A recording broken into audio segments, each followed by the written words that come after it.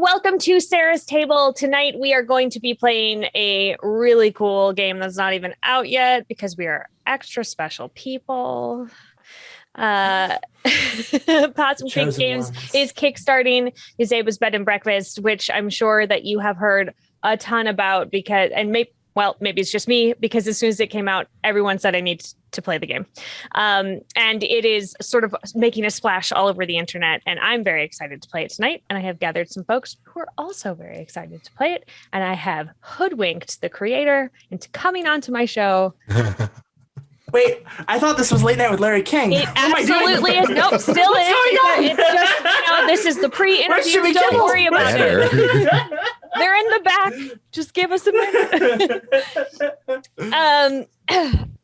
Okay, so before we dive into the fun stuff, we're going to do our safety discussion. As you know, if you watch the show, it is very important to me that everybody at my table feels comfortable. I think this is something that is very easy for you to institute at your table. Even if you have played with these people 100 times, you never know what's going on during the week. So you should always check in and make sure that you know where everybody's lines and veils are.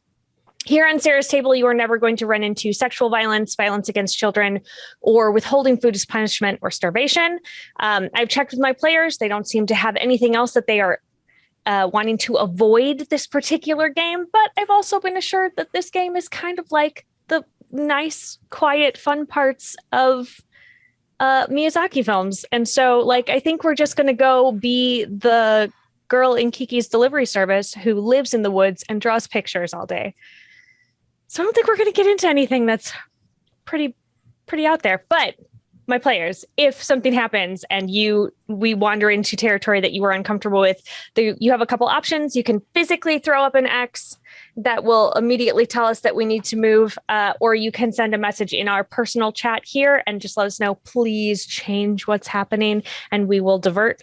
But I think this is definitely going to be an episode that you can feel very good about bringing your kids out and watching with. I'll also note really quick while we're on the safety topic, Yazeba has a couple other pieces of safety advice, mainly around the idea of canonicity, which is to say that you can take back anything you want. If you don't like how things are going, you can take it back. You can also, you can also step away or ask other people how they're doing and make sure and check in with other folks and also empower them to speak up by going hey, what do you think about this? What's your thought on this? So cool. Just a couple of tools that come with the game. Beautiful. Extra collab. That's what I love to hear. Mm-hmm. Mm-hmm. We're going to go around the table. We're going to introduce ourselves. You hopefully know who I am. I'm Sarah Moore and my pronouns are she, her. This is, I think, the fourth or fifth game that we get on during their Kickstarter, which is very exciting. So if you are a creator at home and you have a game that's Kickstarting, you can definitely call me. We are very friendly to getting new games out in front of people. I'm gonna throw it down to Markus, who's usually just lurking behind all the cameras. Yeah, I am what's known as a lurker here.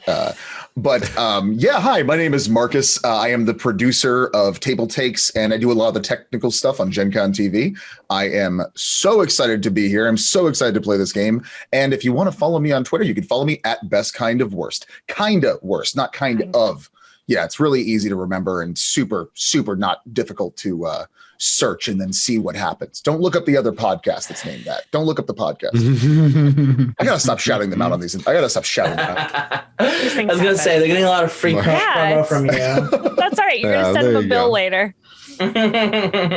A brand new face on the show, Patrick, who's never been here before. Oh, yes. No, never before. I'm brand new. I have no idea who any of these people are. Hi, everybody. I'm Patrick Keeffe. I'm an actor and voice actor. You can find me everywhere on the internet at That Gray Gentleman, where I create all sorts of content revolving TTRPGs.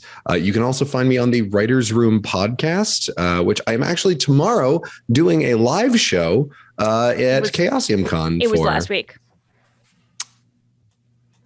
It was last week. Last week we did a live show because I just forgot that this is pre-recorded. That's all right. Right you are, Sarah. Back to you. Yeah, no, time moves differently here at Sarah's table. We're like a little pocket universe. It gets very strange as the swirls of like time and space just pass by the windows. Yeah. You can't really see it. We've green screened it out so as not to drive you it's insane. really pretty. You just shouldn't look at it for too long. Right, exactly. Like the sun. Right. Although you can give it 10 Yeah. minutes. Good 10 minutes. At least. I think 20. I think 20 is safe. 20 Listen, I need everyone to know that none of us are doctors or scientists. Please don't stare at the sun for 20 minutes. I love that we just went on this like long safety conversation just to say about not the sun. Just go. Listen. Rules are like bedtimes. They're like calendars, and they're like tabletop role-playing games. Ignore them whenever you want. When it is convenient. Right, absolutely. Exactly. They are not there. Yes. Perfect. Not real. And how about you, Jay? Hi, so I'm Jay Dragon. I am one half of Possum Creek Games. I'm the editorial director. I'm also a tabletop RPG publisher located in the Hudson Valley. I make games about community, liminality, and the magic of the mundane. You might know me from such hits as Sleepaway or Wander Home. I'm also one of the writers for Yazeba's Bed and Breakfast. Okay, so I'm going to have you, as we all do the little wiggle. Everybody just has to wiggle. So, Jay, give us a little rundown on the game before we jump in. Yeah. Do you want me to? Yeah, I'll give you the little pitch, and then if you want, I can read the little intro just to set the tone. That sounds perfect. Yazeba's Bed and Breakfast is a slice of life tabletop role playing game about a heartless witch, a magical home, and the found family that has created community inside. It is a episodic legacy mechanic built diceless modular tabletop role-playing game with pre-generated characters who evolve over time using stickers. And it's also slice of life, and it's also very, very funky and fresh. We are going to, in fact, be playing with a document I've been maintaining, my online legacy playtest, so that I could test the mechanics of the characters as they evolve. So there might be slight differences in the characters you see depicted and the version that you would get when you back into Yoga. That's just because these characters have had the chance to grow a little bit, so they might be a little more mature or a little more, one thing or the other might be going on, but we'll find out.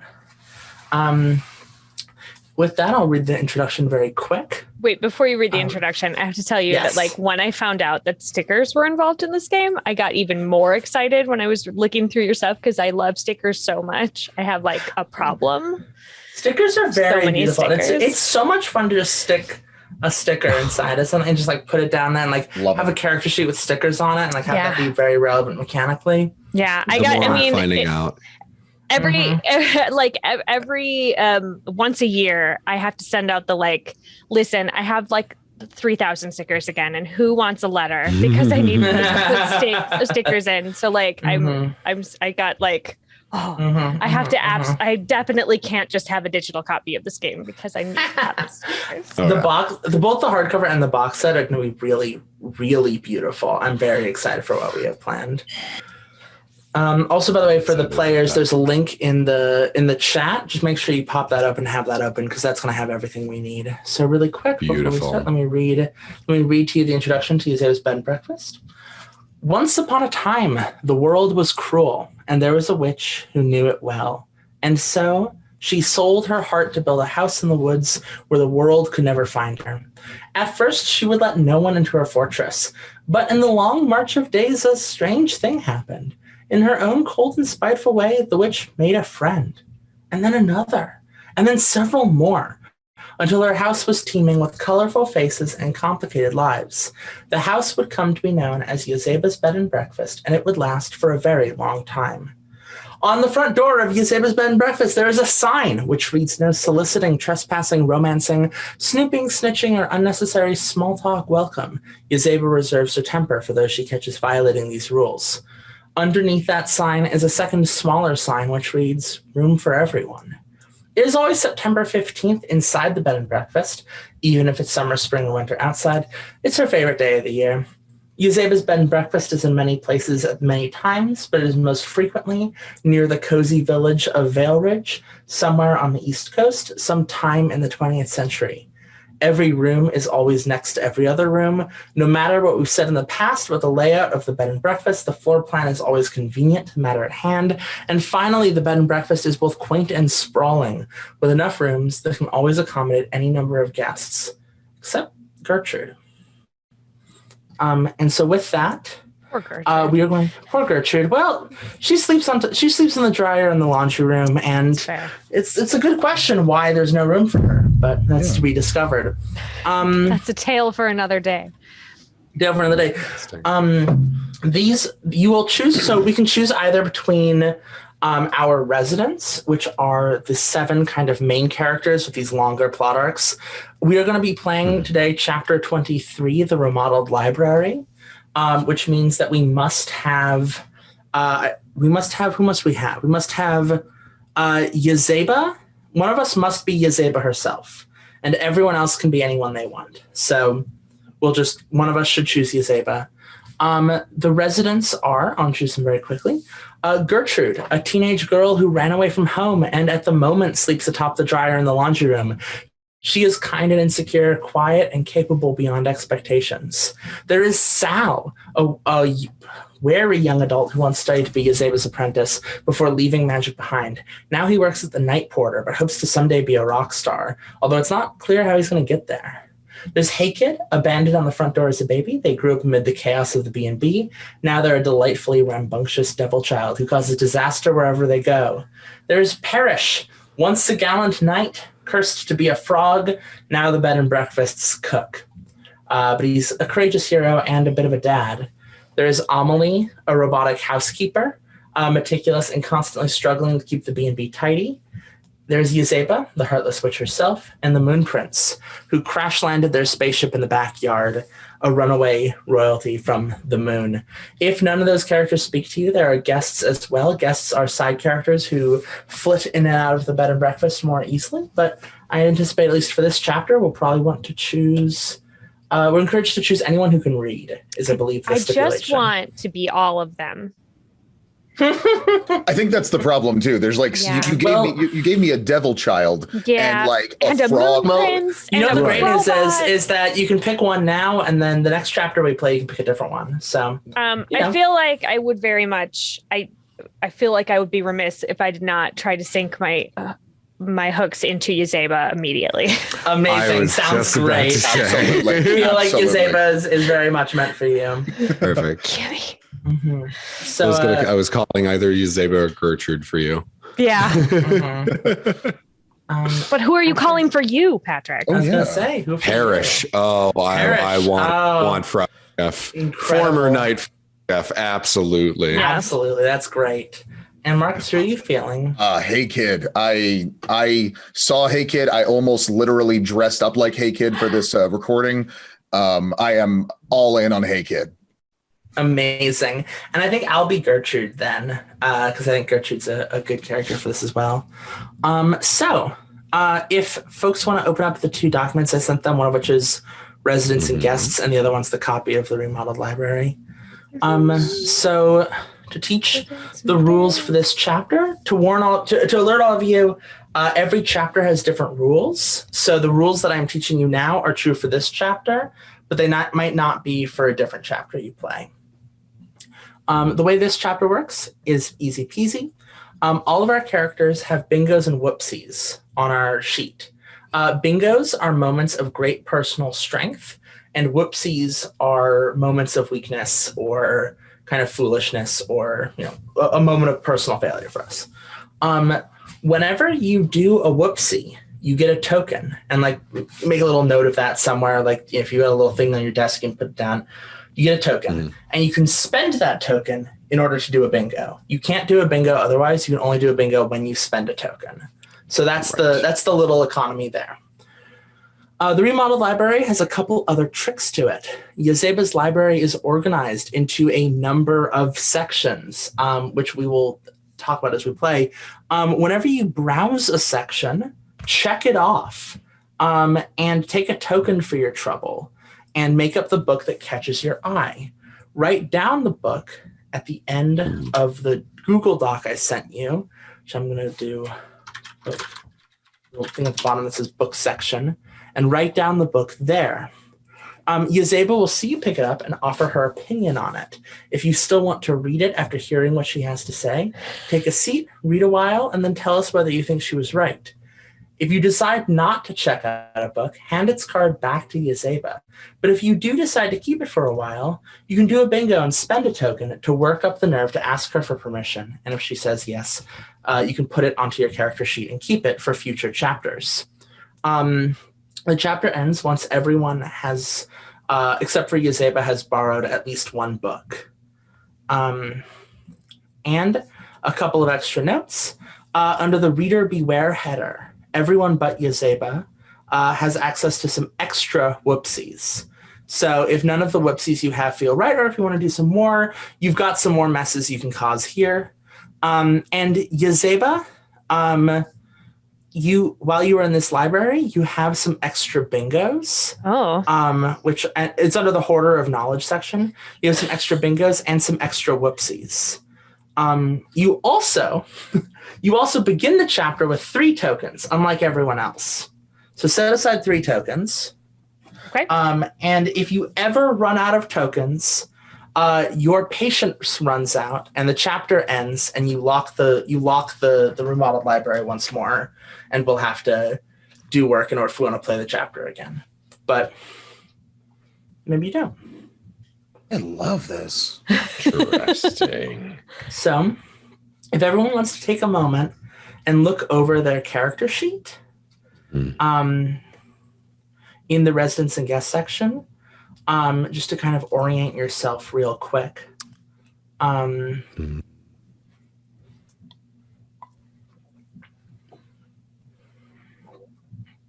And if you have any questions, just take a moment, just make sure we're all oriented, we all feel ready, and then we will get into it. Gotcha. And where are we writing down the books and everything? That'll be at the bottom of the chapter. I made a spot in the Google Doc for this. Gotcha. In the final version, it'll be, yeah.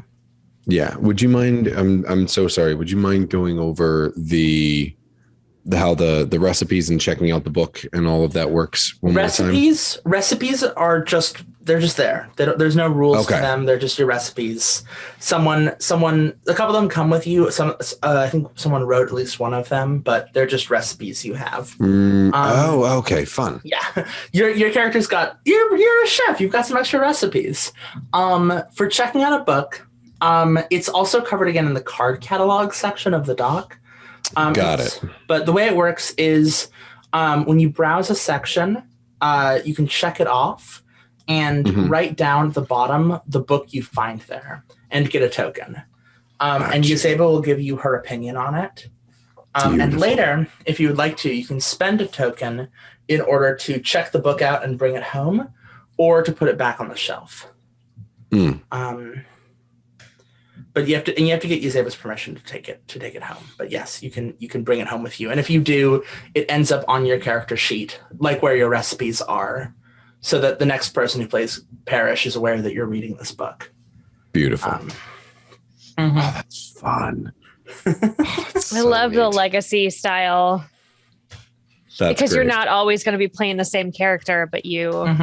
But you get to pass on. You also give notes to other people, right? Where it's for example, Parrish, your sheet at the one of the recipes you have is recipe for a proud fisherman, which I believe that just someone who is playing just wrote that while they were fishing, and now that is a recipe that Parrish has on your sheet as like a little message for you as a future player, and for anyone else who plays the character in the future.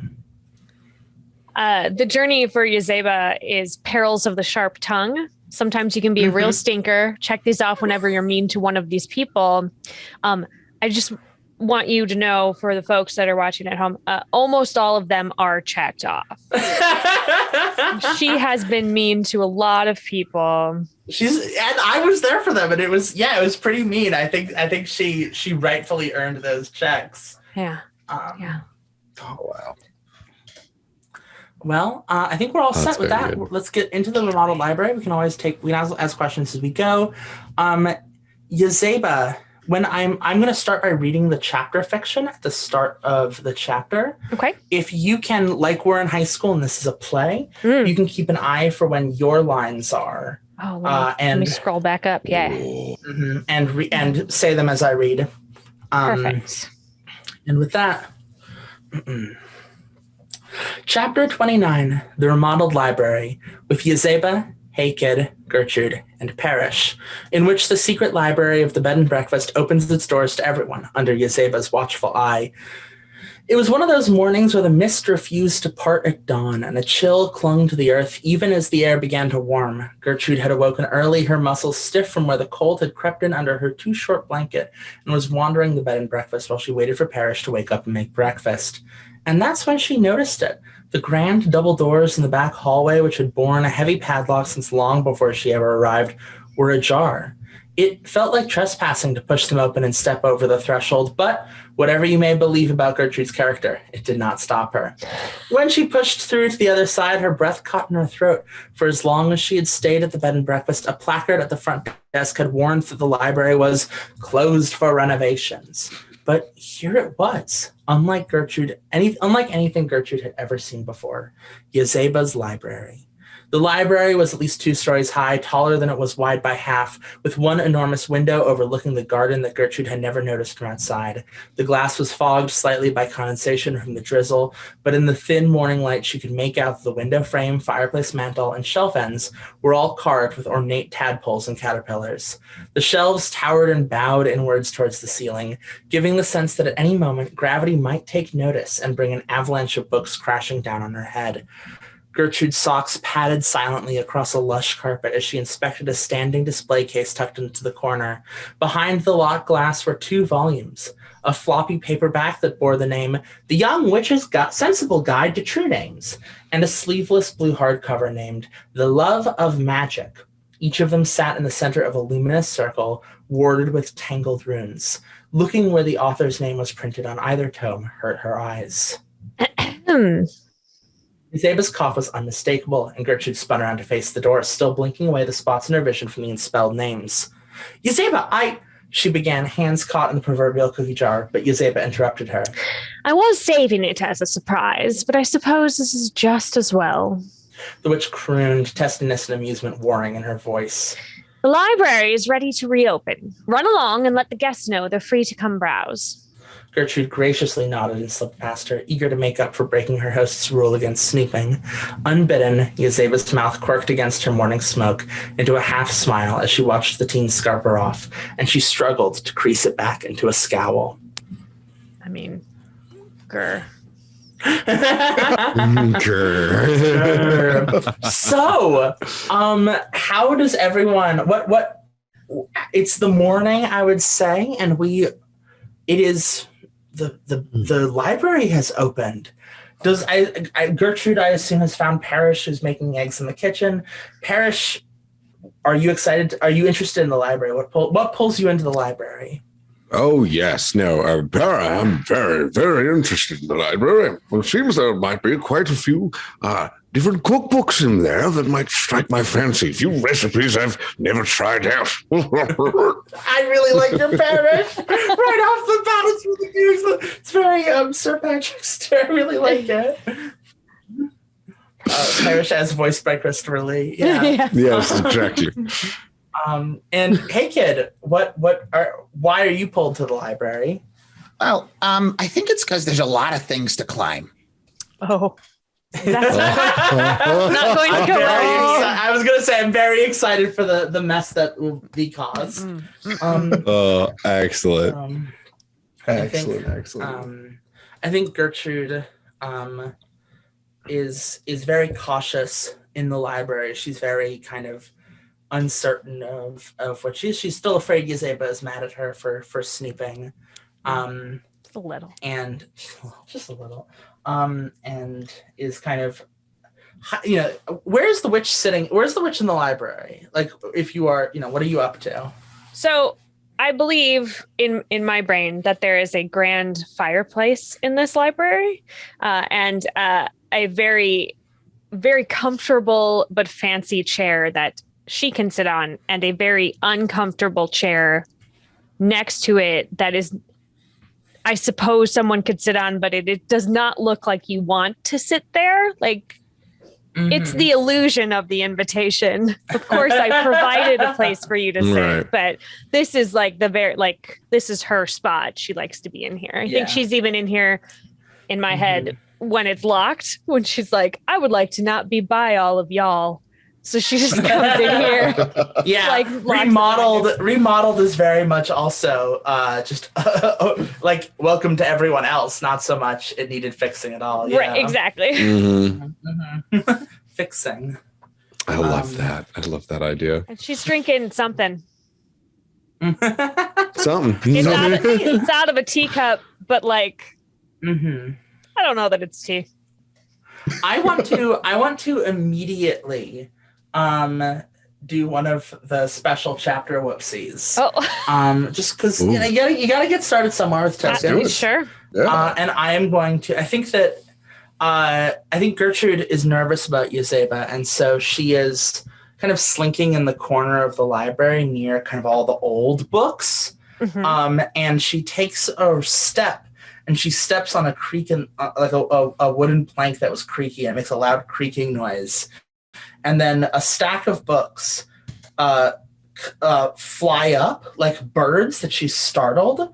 And the books, like these like dusty old paperbacks, like flap their pages in her face, soar up into the air, and then like they look like hawks up on top of the bookcases, looking down at Gertrude furiously, like, how dare you disturb our nap?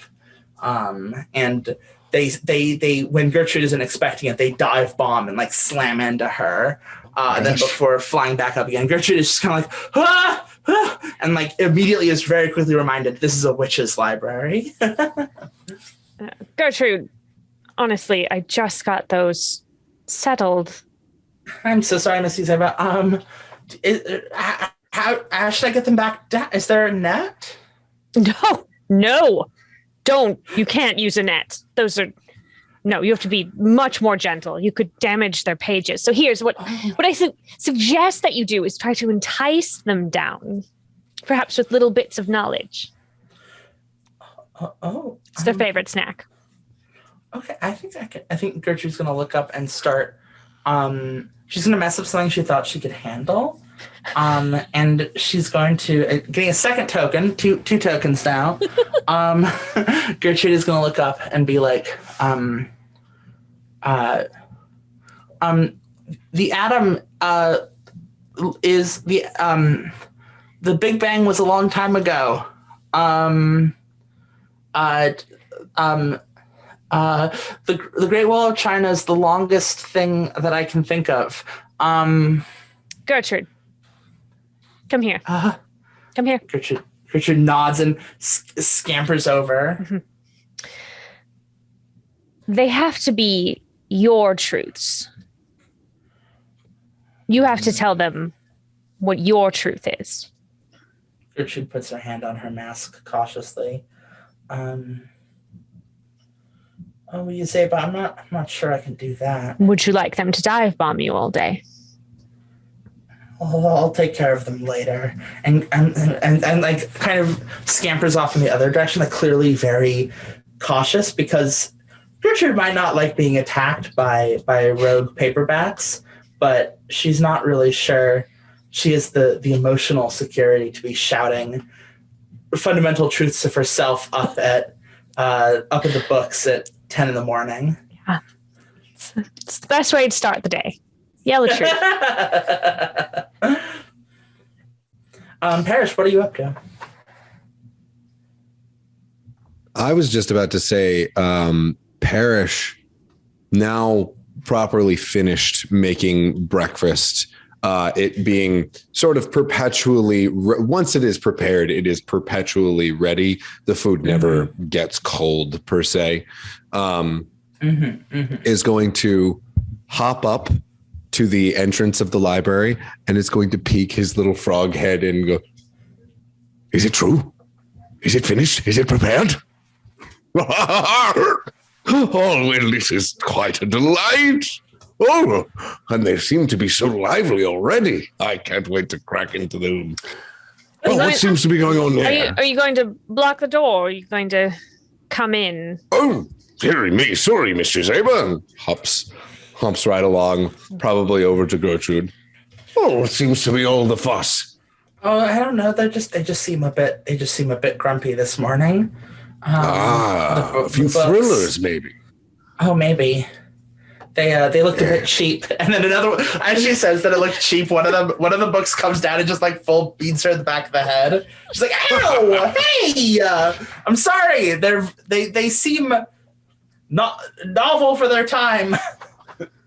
You know what they say, Gertrude? Never judge a book by its cover. No truer in the place is that in Miss Yazeba's library. Now, one of the books preens.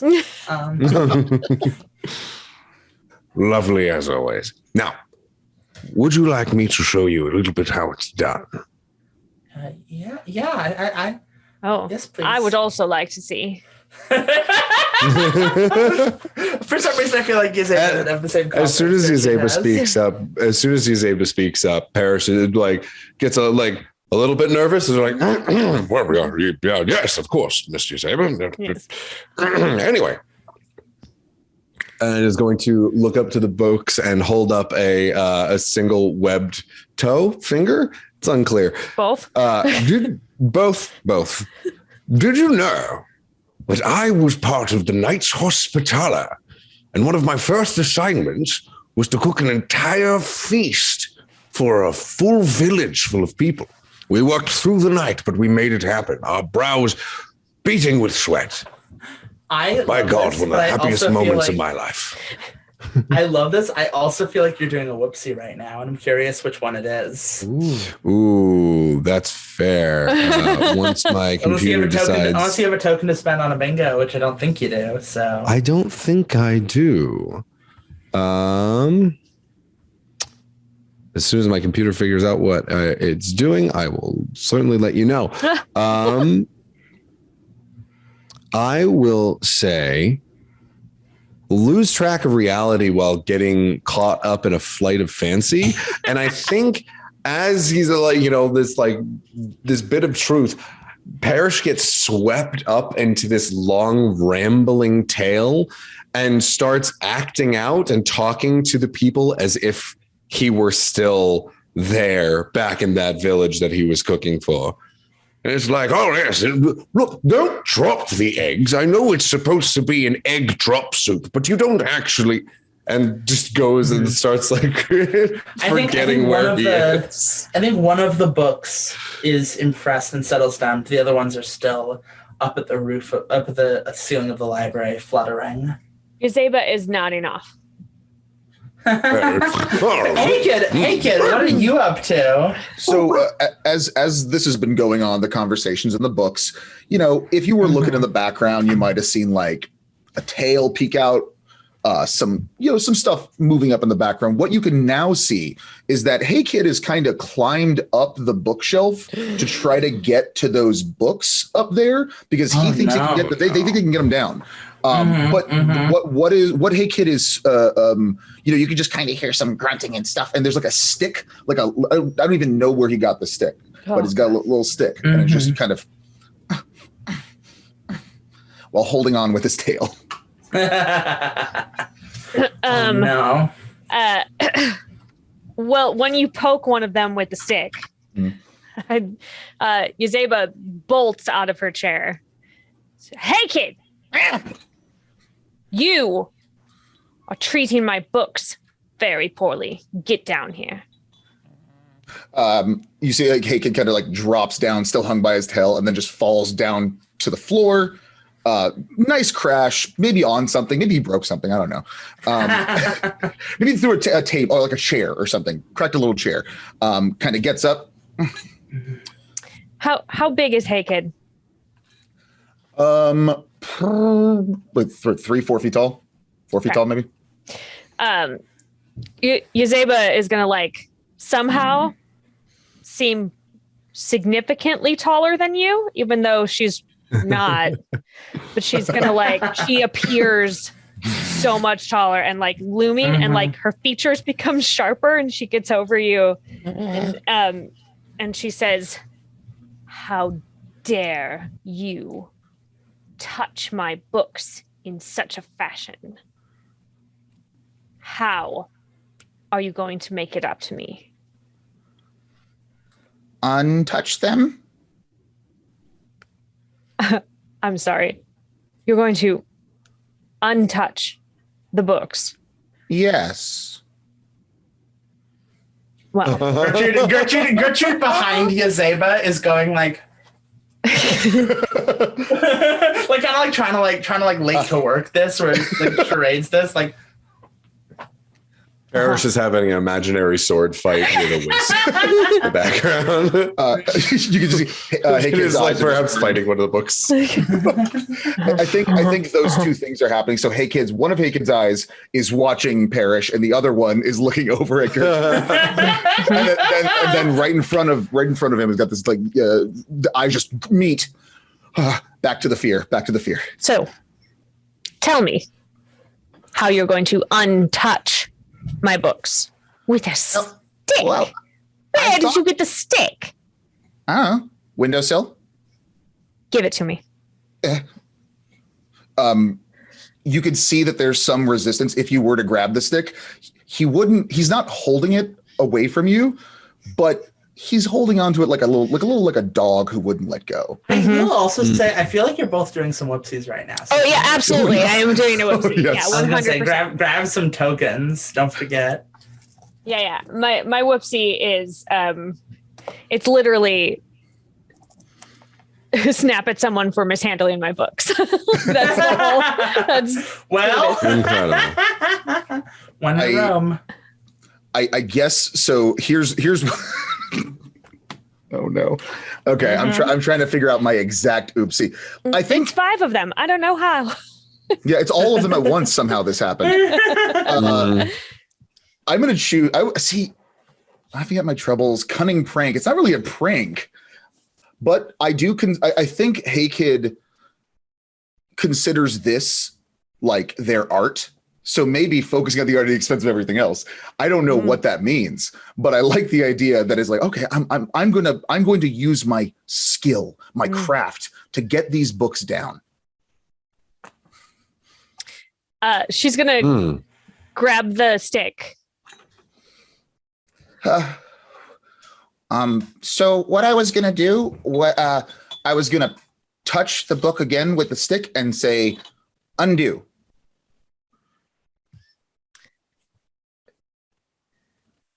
You think you have magic? No.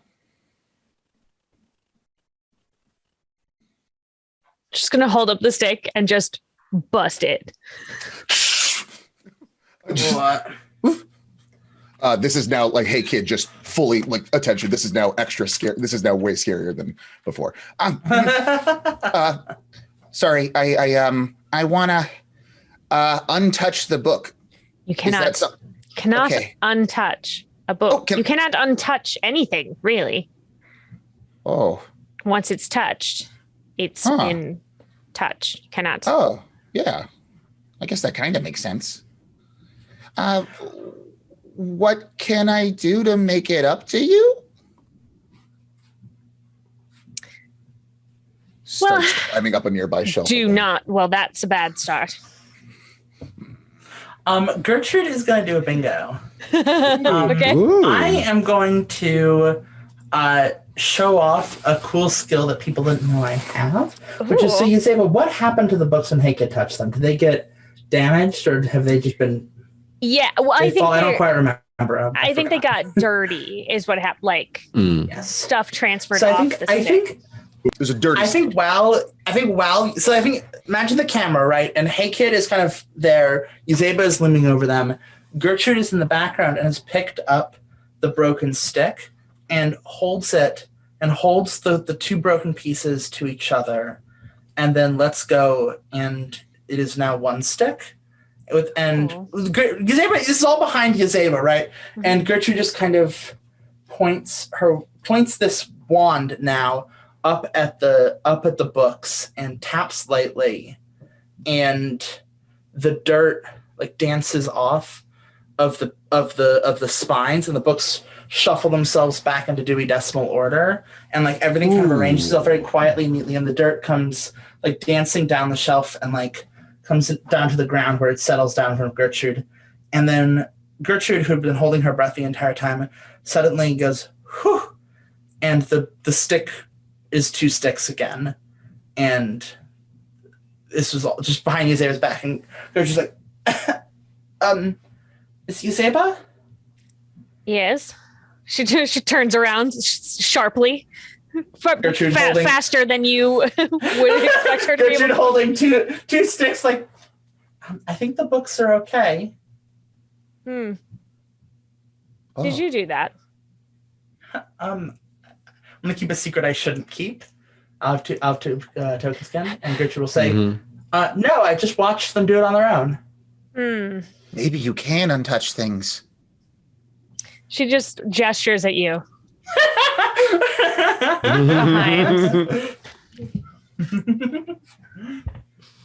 All right. Yazeba's going to go sit down, take a swig of something. It smells a bit like gin.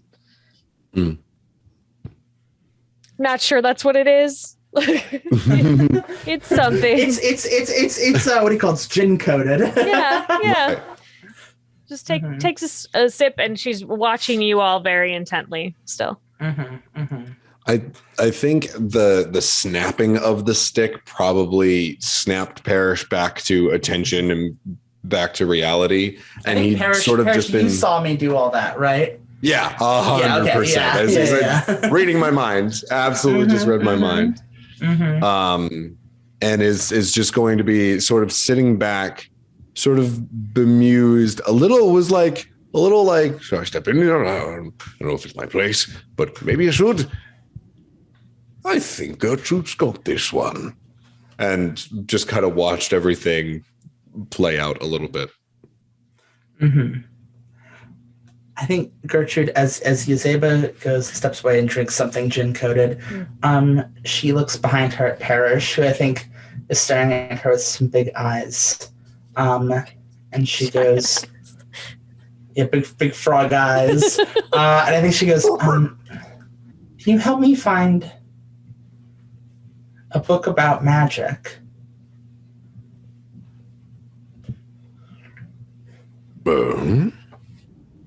I think I need to find a book about magic. But I think perhaps there might be a few sections we could look in. Yes, I think that's something we should find out for you. Where should we start? In the card catalog, do you want to choose a section? Yes, absolutely. And I better remember what page I'm on. Card catalog. I think. I know some of these are real good. So good. What could we start with? Where should we start? Oh, I'm gonna start with humor. I'm gonna start with a small cabinet marked humor, into which some economics textbooks seem to shelve. Correct. Correct. What book do we find? Do you want to come up with a title and I'll name the author? Yes. Let's see. And you get a token for this for checking off a section of the. I'm going to say the Magic of Laughter, a humorist's beginner guide to weaving spells of joy and mirth. Yay.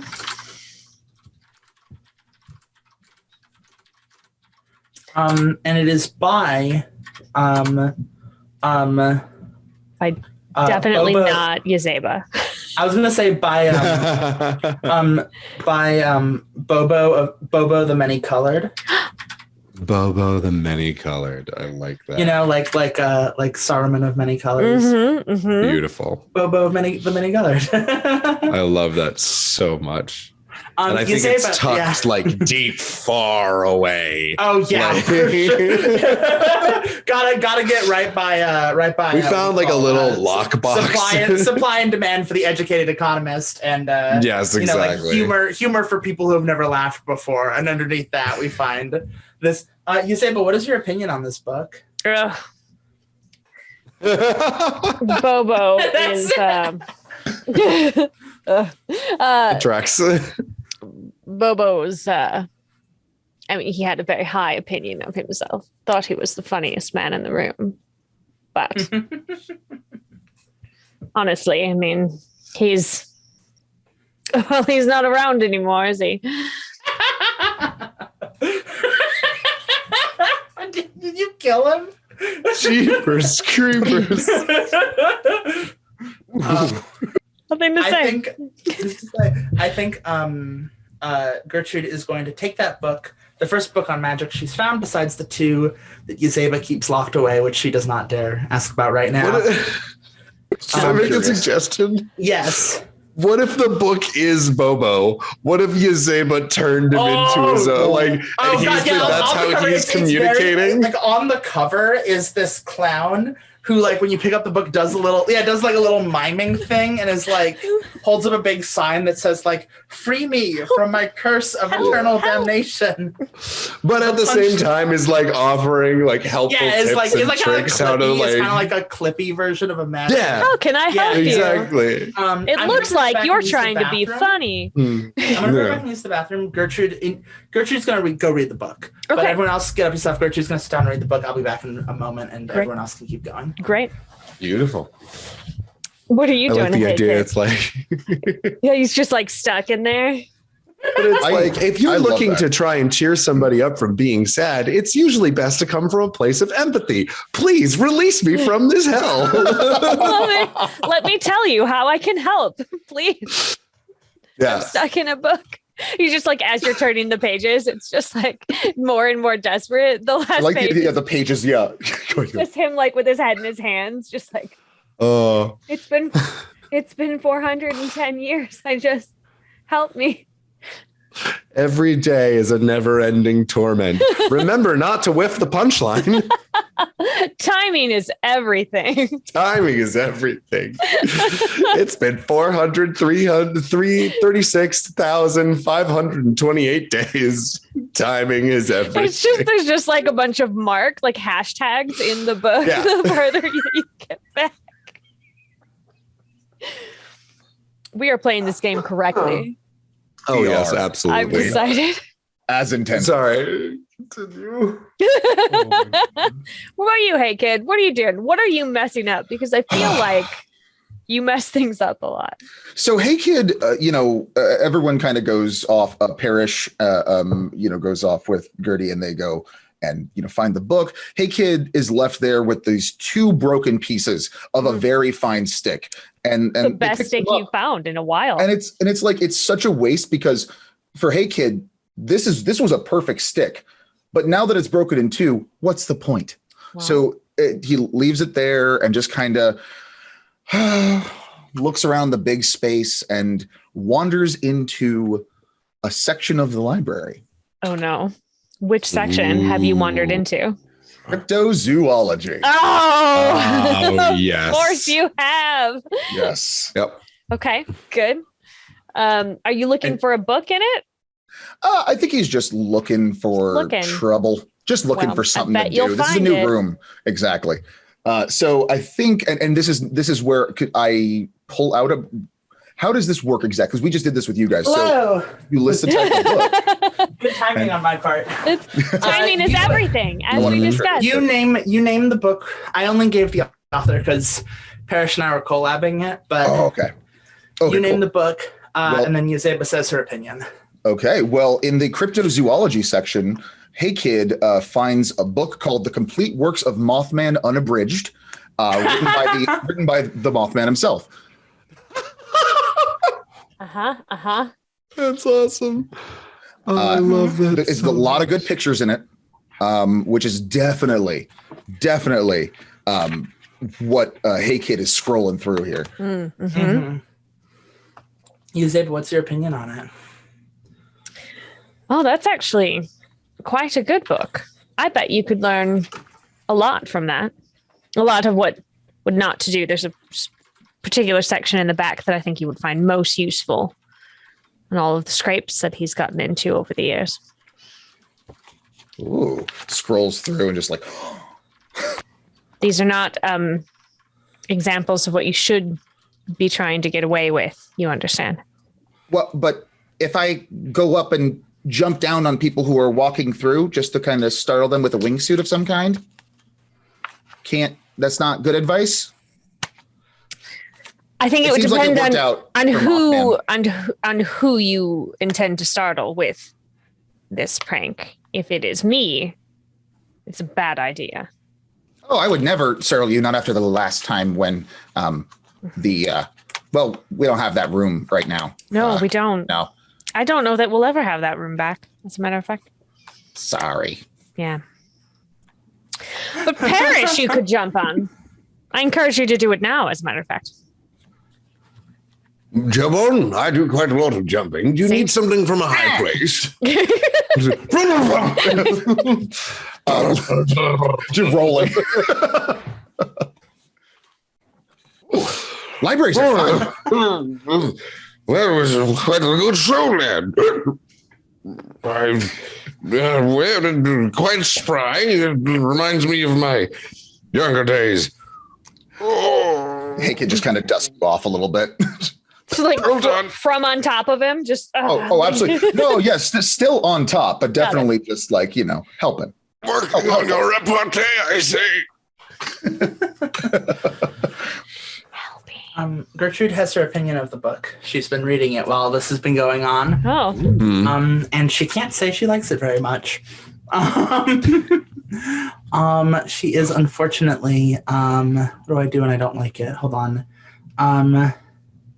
Yazeba, it's all yours. I'm not going to be taking it out.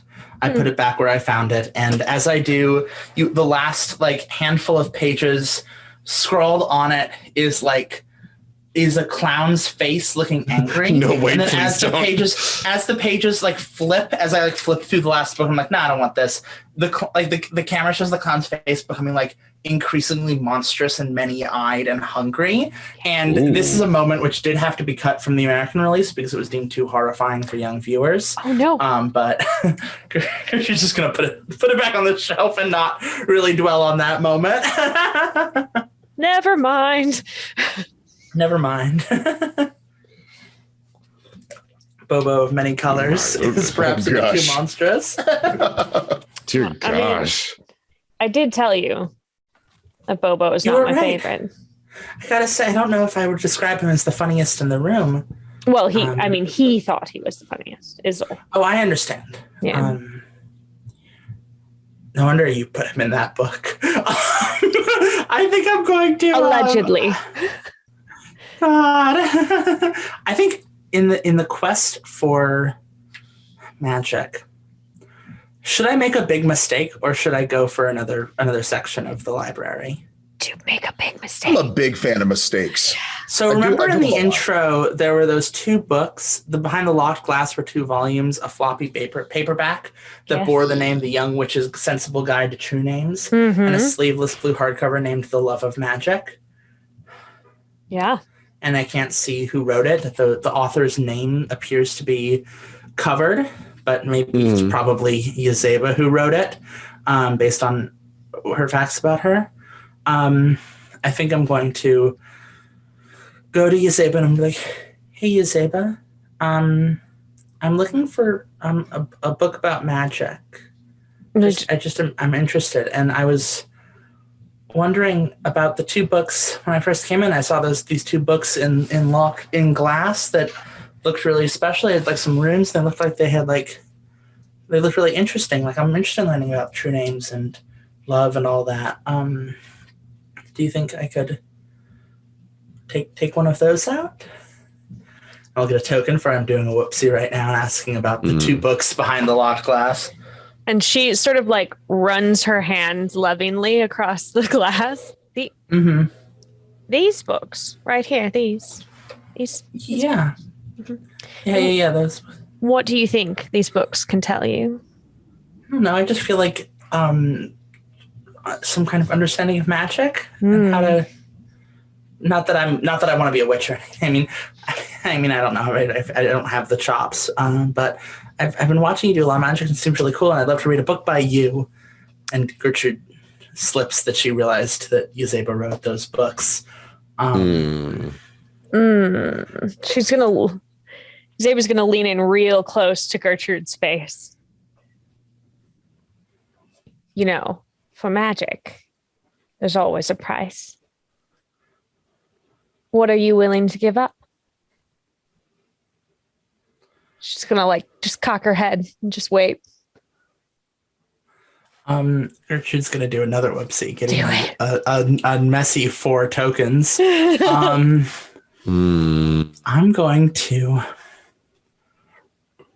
gonna reject the help of someone else, and I'm gonna say to Yazeba,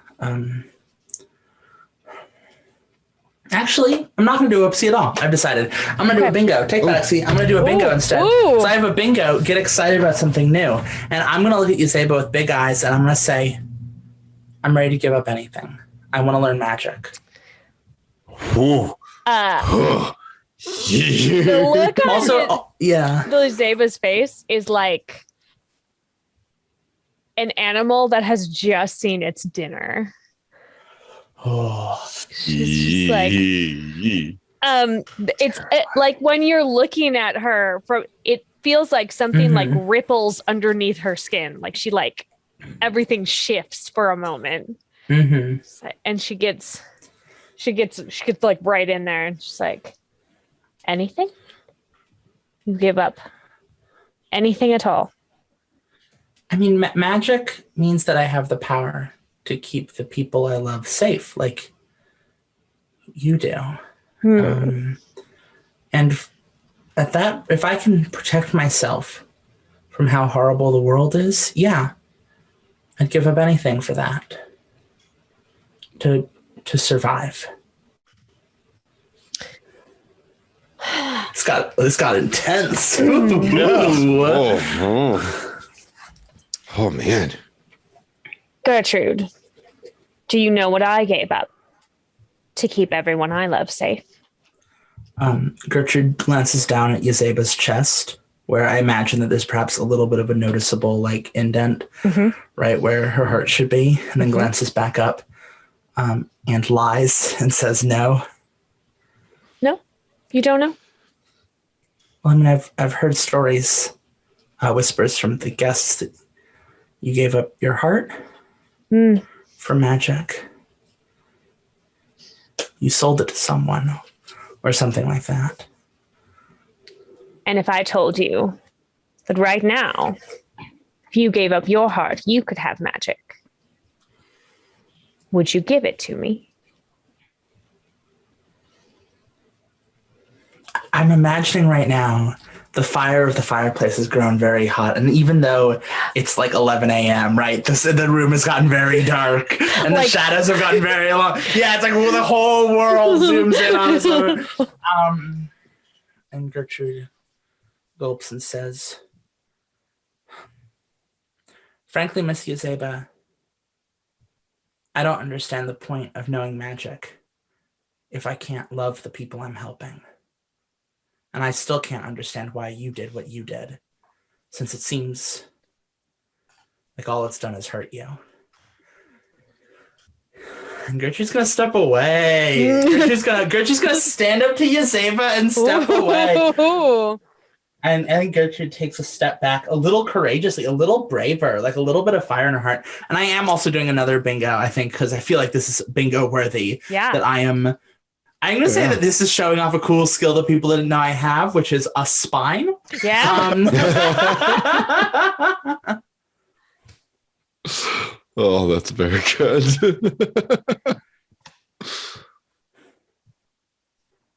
Yazeba, what do you do? I I think you see her sort of reassemble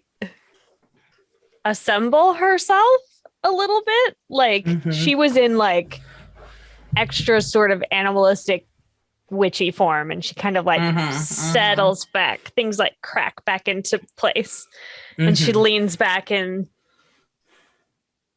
her chair, and she takes another sip of her drink, and then she starts scanning, and she zeroes in on Parrish, who is standing there with large eyes, like having watched this exchange.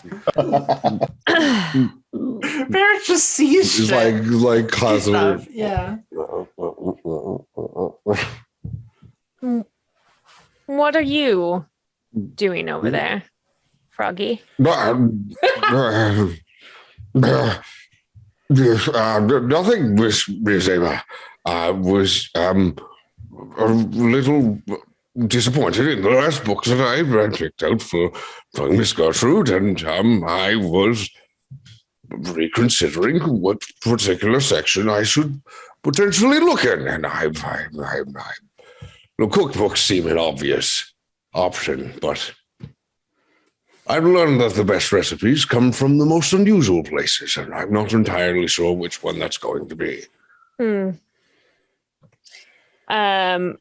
on, I might do a bingo here. Ooh. Okay. How many tokens do you have, by the way? I have 4. So I know. Oh, Okay, wow. phew, we're good. Yeah, we're good at the moment. So I'm We're about to good. use one, and it's begrudgingly suggest a title someone really ought to read. Ooh. Ah. And she stares at you, and her eyes kind of narrow. She cocks her head to the side again. She says, Parrish, Nope. I think perhaps that you really should be looking in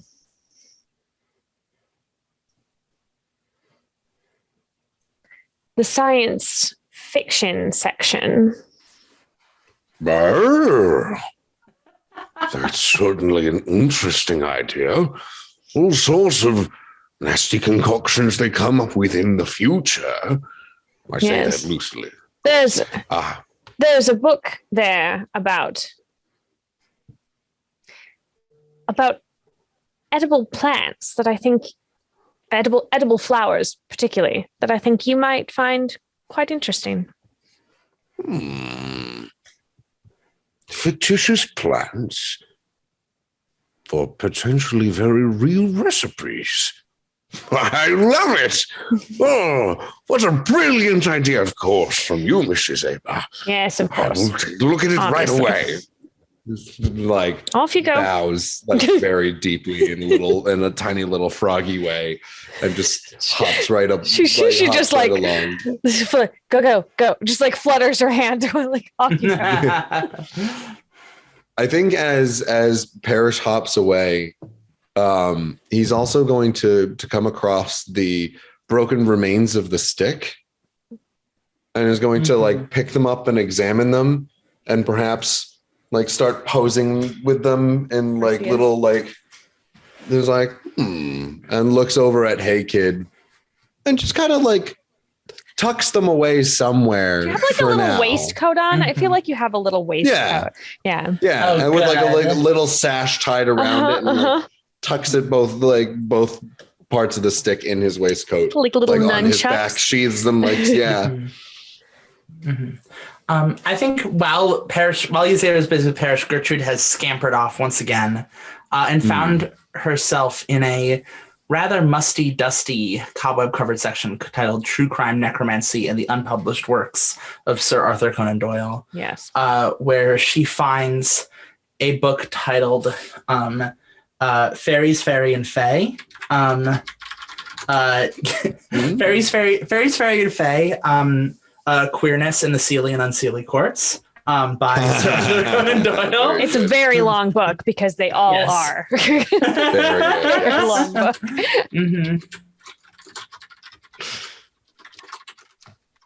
It's actually just like all of the pages are blank. There's the one page in the front that just says they all of them. It's Fairies, Fair and Fey, Queerness in the Ceiling and Sleepy Courts by the ghost of Sir Arthur Conan Doyle. Yeah. The ghost of Sir. I love that. He's so also much. That's why it's his unpublished works. It's his unpublished work because he's still writing it right now. Yeah, exactly. I think perhaps we like Gertrude is like, so the last pages have ink on them where like it's a handwritten book, and there's like a little Ouija board in the back if you require, they always say the death of the author, but I feel like this is ridiculous. Gertrude mutters to herself as she starts reading. Yazeba, what's your opinion on the book? I actually quite like that book. I helped Artie write that for part of it. Sort of a ghostwriting situation. He's puns galore. He's he's quite clever, that Artie. It's almost a shame that I have to keep him locked up inside that book. But so many people are locked inside their book. That's just, maybe we shouldn't be in this library. Maybe that's what the Ouija board spells out HAHAJK.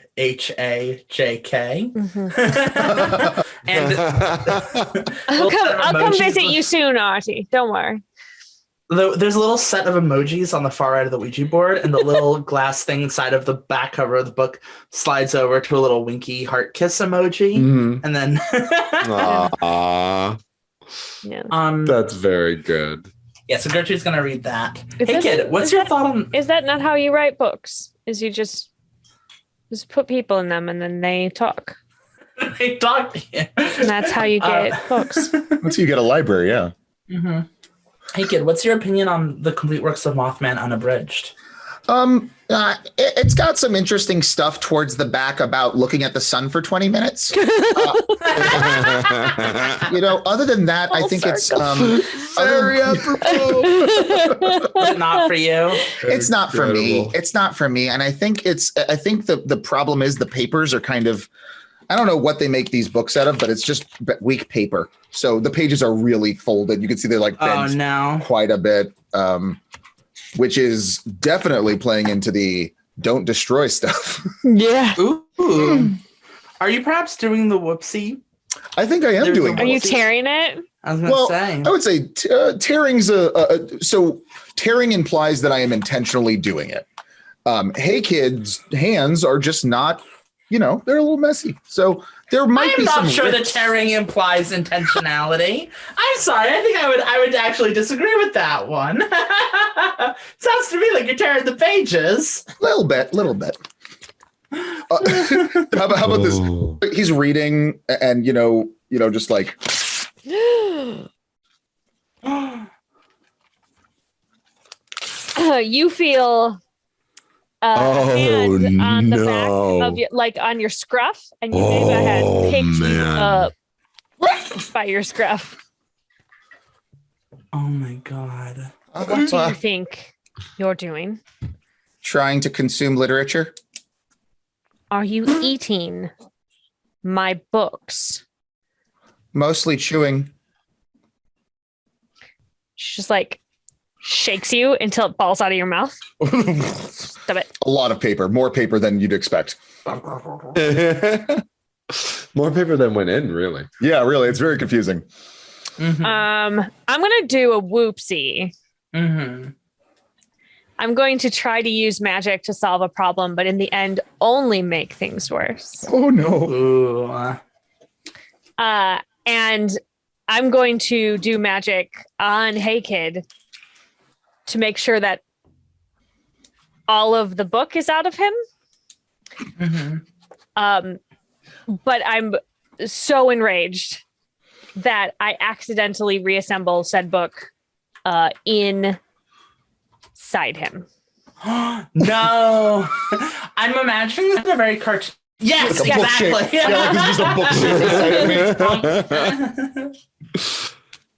Very good. I guess I'll check this one out. No.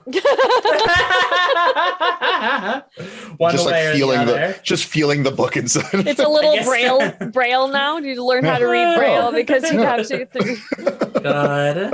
It'll come out one way or the other. It's gonna come out eventually. Eventually. Do you want to check that book out? Yes.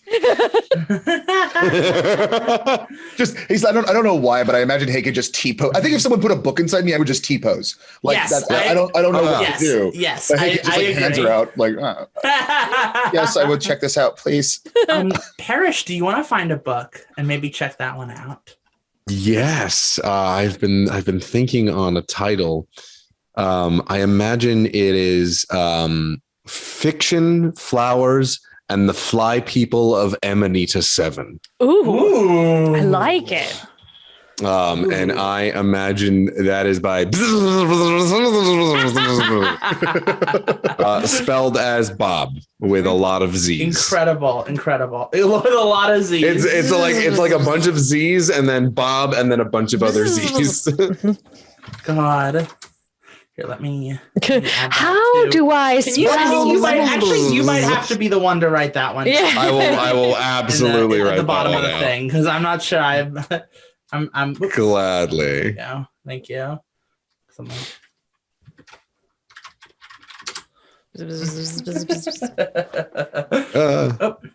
Over here. Yep, there we go. Got you. Flowers, Fiction, and the Fly People of Amanita 7. And I imagine that this is a seemingly completely fictional book about different flowers in science fiction, the way that different ecosystems are created for different science fiction worlds. Mm-hmm. But it seems to go into far more detail than would be in any way reasonable for any author to imagine on their own, and perhaps requires quite a bit more knowledge about the study of plants, which the real name of which I can't think of at the moment. Horticulture. Horticulture. Horticulture. Thank you. Yeah. Or botany also works. Yeah. Far more knowledge about botany and horticulture than is it like a possible. Field guide? Essentially, yeah, of like different edible plants, what their flavor profiles are, like what the aroma profiles are. And I think Parrish is digging into this book, and instead of writing down anything about the plants, is learning entirely about the different like scent and flavor combinations and like little notes about how those would affect like maybe mood or, temperament. Some of them are probably like medicinal. Yeah, that makes a lot of sense. Maybe a couple are poisonous. Well, those usually tend to be the same ones. It's just how much you put in. How much you're putting in there. Exactly. Cool. It seems like we everyone's found a book besides Yazeba that we all want to check out. Do we want to wrap up the chapter? Do we feel ready? When everyone but Yazeba has borrowed at least one book, the chapter ends. We're going to do the mechanics of it in a moment. Yazeba, it's kind of, I imagine it's probably in the early evening. Is everyone's kind of filtering out of the library? The library is quieting down. I think I want to have a quick moment. Gertrude comes up to you and is like, Yazeba, I've been staying at the bed and breakfast for a bit. And I've just kind of been loitering around. Yes. Can I have a job? Can you teach me? Can I stay with the books? I can help take care of the books or something. I don't know what I can do. Can I work here? I don't want to have to leave someday. Just going to lean in close again. But this time it's not as scary, but still pretty intense. And And she says, Gertrude, tell me what you're really asking for. I want to learn about magic. She smiles, maybe more widely than anyone has ever seen her do in a while. I'm going to use a token to do a bingo, and it's demonstrate hidden kindness. Ooh, very good. And Yazeba is going to make a gesture, and out of the corner of your eye, you can see that the library sort of rearranged itself. So there's like a cot in the corner. And then she's going to look back. If you're going to learn magic, it's not going to be easy. And you will give something up that you think is the most important thing to you. If you still want it in 1 year, then I will teach you. Gertrude takes a deep sigh and nods. Says, thank you, Zeba. Now, here's the thing that, Sarah, you don't know. I broke something. No, you didn't break something. You did the opposite. Oh. Gertrude's journey has one step left to be done before we replace it with something called the witching path. And the one step is to get a job at the bed and breakfast. And it says, when every box is checked, a proper room appears for Gertrude at the bed and breakfast. Change her facts about me to reflect this and replace her journey with the witching path. Yeah. So I guess my question to you is, what job do you give Gertrude? So that she's in charge of keeping the library in proper order. Sounds good. All right. Let me add that to her facts about me. I got like chills. I was like, yes. So does this mean now that Hey Kid has to go to Gertrude to get the book removed? Gertrude's in charge of the books now. If something's wrong with the books, Gertrude will have to fix it. God. It's going to be a rough week, I think, for a rough starting week for Gertrude. With like, yeah, but she'll acclimate. She'll figure it out. And probably she no longer lives on top of the dryer in the laundry room. Yeah. Format text strike through. Replace that with I live in a small alcove of Yazeba's library. The library, that seems like it could be a really cool place to live, but also maybe horrifying. Like, because some of the books fly around. Oh, well, it's better than the laundry room, you gotta admit. Maybe. Oh, yeah. At least you have a bed here. So true. And I'm going to change. Here's the fact about me. I am confident Yazeba doesn't like me. I'm going to change it to I am worried Yazeba doesn't like me. That seems perhaps more fair. I'm no longer library confident. Also, less of a chance to be thrown in with the laundry. Exactly, yeah. So, really quick, everyone, you have a number of tokens left over at the end of that chapter. What you're going to do is go to the part of your sheet that has your journey. And if your journey has a track on it, which I believe everyone but Yazeba has, you're going to put those tokens into that track. And if it fills up, follow the instructions. Hey, kid, you distribute them among your 5 tracks however you want. Okay. And Yazeba, check off any of those that happened. I feel like I was mean to someone who can take it. I think that's true. Yeah, I think Gertrude normally can't take it, but I think Gertrude could take it that time. Yeah. Was I also mean and also to Hey Kid? And also Hey Kid. Hey Kid who couldn't take it? Yeah, I think that's also true. Yeah. There's only one left.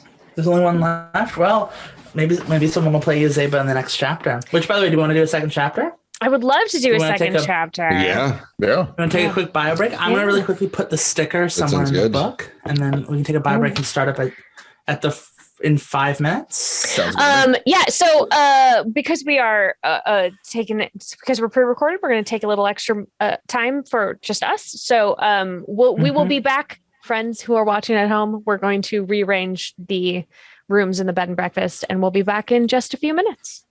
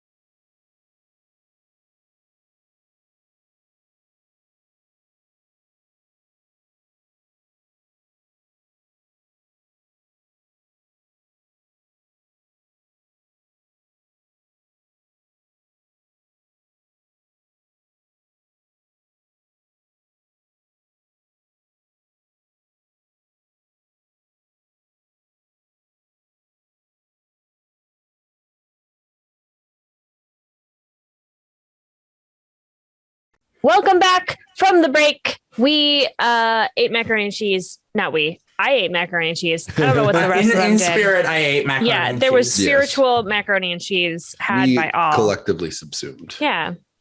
And everybody is satisfied now. So we're going to get back into it. We're going to do one more chapter, I think. So, Jay, I'm going to... we're going to do chapter 2, The Night Market. And although it is chapter 2, it is in the middle of the book because this is not a place where chronological order is particularly relevant. Sure. And it is a chapter about Gertrude going with her friends to the fairy night market. Ooh. And we need someone to play is with Gertrude and anyone but Yazeba. Yazeba is forbidden from this chapter. And someone needs to play Gertrude, ideally not me because I just played Gertrude. And someone needs to play Monday, the fairy dream merchant. Oh. And then the other 2 people can play whoever they want. So, and Monday is a guest. You can see their info if you scroll down past all the residents. They're, I think, on page 13 of the residents and guests doc. I mean, all right. I know I bogarted Yazeba last time, but I would love to do Gertrude. But if somebody else wants, okay. I was going to suggest it. I think the duality is incredible. All right. I'm in. Sounds good. Can I play Monday? Yeah. Is that cool with everybody else? Absolutely. Yeah. Okay. Gosh, absolutely. Yes, absolutely. If anybody else wanted to play Monday, I would absolutely step down. But they're all yours. Awesome. Marcus, go check out their guest page on page 13 of the doc I sent you. Marcus, who do you want to play? If you want, you can always be Hey Kid again. I kind of we could pick guests too, right? Like that's still in the realm of thing. I am kind of leaning towards Percival Combustion. Yes. A very big, very apologetic lava elemental. Oh, I love it. Oh, that's also very good. So good. I've been reading this one when we had our little break when I didn't get mac and cheese, but I was reading this and it was just as delicious. Yes, absolutely. I think in that case, I will be Hey Kid. I think. Heck yeah. Hey Kid. Cool. Sans book.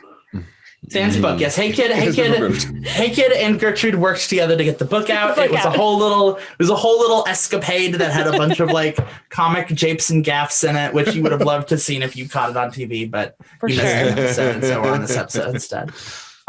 So the way this chapter works in the night market, we're gonna select a question to write down on an index card, or rather just in the page because we're working right off the Google Doc. Gertrude, specifically in the heart on her sleeve section, Gertrude had never really thought about how she could be a witch before. Sure, little magics have always happened, but it's never been heavy on her mind. But now there's a world open to her, a world of talking frogs and fairy markets and everything she could ever dream of.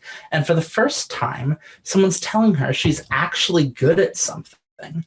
Gertrude, choose one of the questions below or invent your own. And 3 questions are right here. Do you want to pick one? Yeah, I think it's what would it take to make me feel like I belong here? Cool. That sounds good. I'm going to make the question bigger and bolder. There we go. This question has 9 tokens on it. Whenever any of us does a bingo or a whoopsie, you will collect the token from the question, and you can either hold on to it or give it to someone who can learn from your mistake if you did a whoopsie. Ooh. So if you did a bingo, you take a token and hold on to it. And if you do a whoopsie, you take the token and you give it to someone who needs to learn from your mistake. Does that make sense? Yes. Now, Monday has some special rules. Oh, no. Monday's invitation to Gertrude was unsurprisingly calculated. They would like to buy Gertrude's heart, which we'll get to very soon. Here is Monday, the witch's bargain.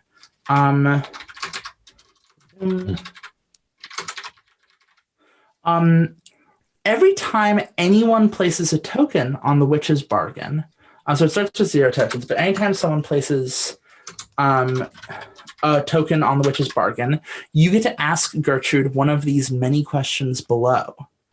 You have a lot available to you. The questions always come off as innocent. And at the end of the chapter, you'll have hopefully learned enough about Gertrude that you can make an offer to her that she couldn't refuse in exchange for her heart. Monday, you also start with some special rules. You start with 12 tokens, and you can't get more. Oh my God. If you would get more, put them on the Witch's Bargain instead. Yep. Oh. Whenever you do a bingo, yes, that's the thing that lets you ask questions. So if you would get tokens, put it on the Witch's Bargain. Okay. Whenever you do a bingo or a whoopsie, something splendid goes up for sale in the night market. And you get to describe what is available for sale at the night market. And you can tailor it to suit a character perfectly. You don't have to be, you can just play an NPC. You don't have to be involved in the transaction, but you are the one pulling the strings. Right. And you get to put between 1 and 3 of your tokens onto that item. So for example, maybe a small item, you're only selling for 1 token, but if you are selling if there's a very special item, it'll be 3 tokens. And if anyone wants that item, they'll take that item and they'll put the tokens on the Witch's Bargain. So you get to ask Gertrude more questions and get even closer to acquiring her heart. And there's some tools for making fairies if we need it. So if you need any inspiration on fairies that might be around, there's some advice. And then the final thing I will mention, the last thing, there's one other question which also has 0 tokens on it, which is, what is my heart's fondest desire? And you can at any time put a token on there if you have a token with you. You can put a token onto what is my heart's fondest desire, and that will help us. That'll help our bed and breakfast grow. As if we get more, the more tokens we get on it, the more we'll be able to answer the question. I know that was a lot. How do people feel? Did that feel? Do we think we'll be able to figure out and play as we go? Yes. Yes, definitely going to still have questions along. Yeah. Monday, I'll help you out because I think you've got the hardest part. You. But I'll give you a hand. I'm going to shuffle a couple of headers around here just to bring info closer. Beautiful. Basically, for you, Monday, the Witch's Bargain and Wondrous Wares. That's all you. For everyone else, that's all I'm focusing. The first 2 things are what we care about. Beautiful. Yeah. All right. So, do we want to read the fiction? Yes. Cool. All right. Gertrude, you'll be ready. And then, all right. Chapter 2, The Night Market, with Gertrude and anyone but Yazeba, guest starring Monday, in which the dream merchant Monday invites Gertrude to see the wonders of the fairy market and offers to buy her heart. Fireflies danced in and out of the stone wall that ran through the woods behind the bed and breakfast, the buzzing of 1,000 night bugs beginning to sound almost musical. Gertrude fiddled with the folded envelope in the pocket of her hoodie, running her fingers over the gilt edges and bumpy wax, but she'd already read the letter it contained over and over. She could probably recite it by heart. Miss Gertrude, your charm, cunning, and aptitude for magic have not gone unnoticed by all. It is my cherished honor to invite you this evening to the night market, beginning at the stroke of midnight and ending at 12. Bring the enclosed ticket and escort to the wooden gate in the old stone wall at the appointed hour. I'm giddy to see it vicariously through your eyes. Yours, Monday. P.S. Yazeba doesn't need to know about this. She might get jealous.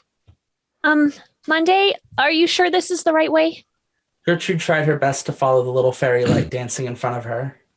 There is no path I know better, my dear.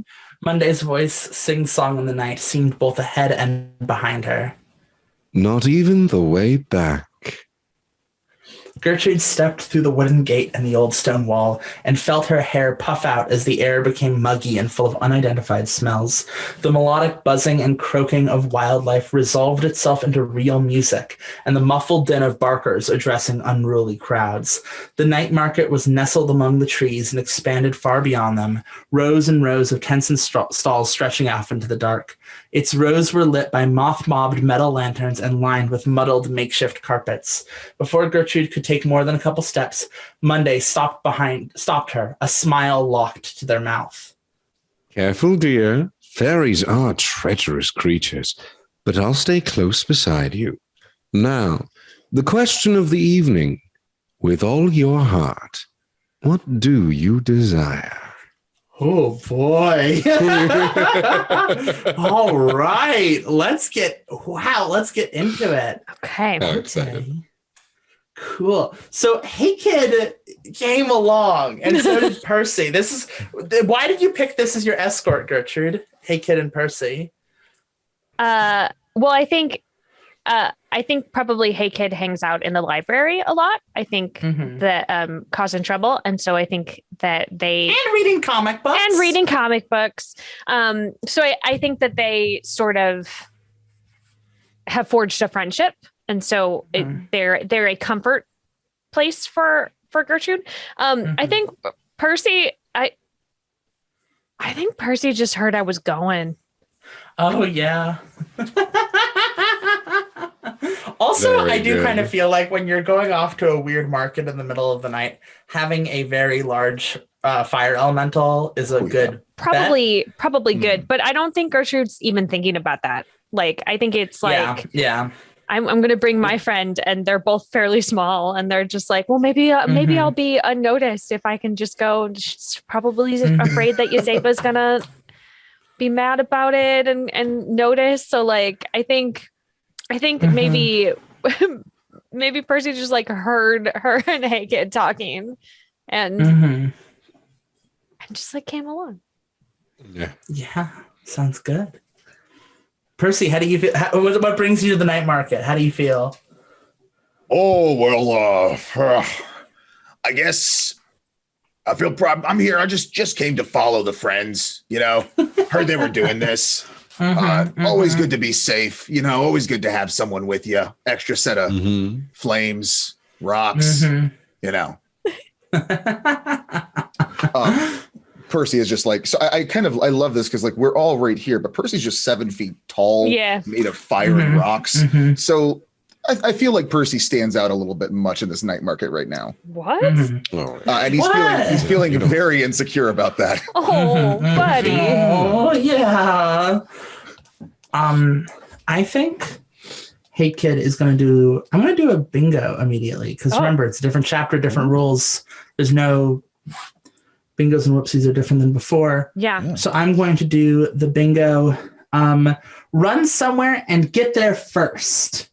And I am going to take a token from Gertrude's question, bringing it from 9 down to 8. And I'm going to take that token and I'm going to put it onto the night market's question. What is my heart's fondest desire?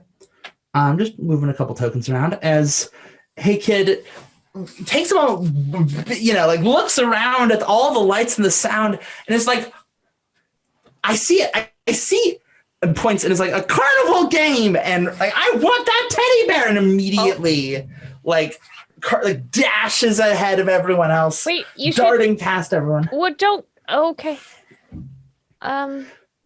It's okay. I got this. Percy's like, I got this, and just goes like running off.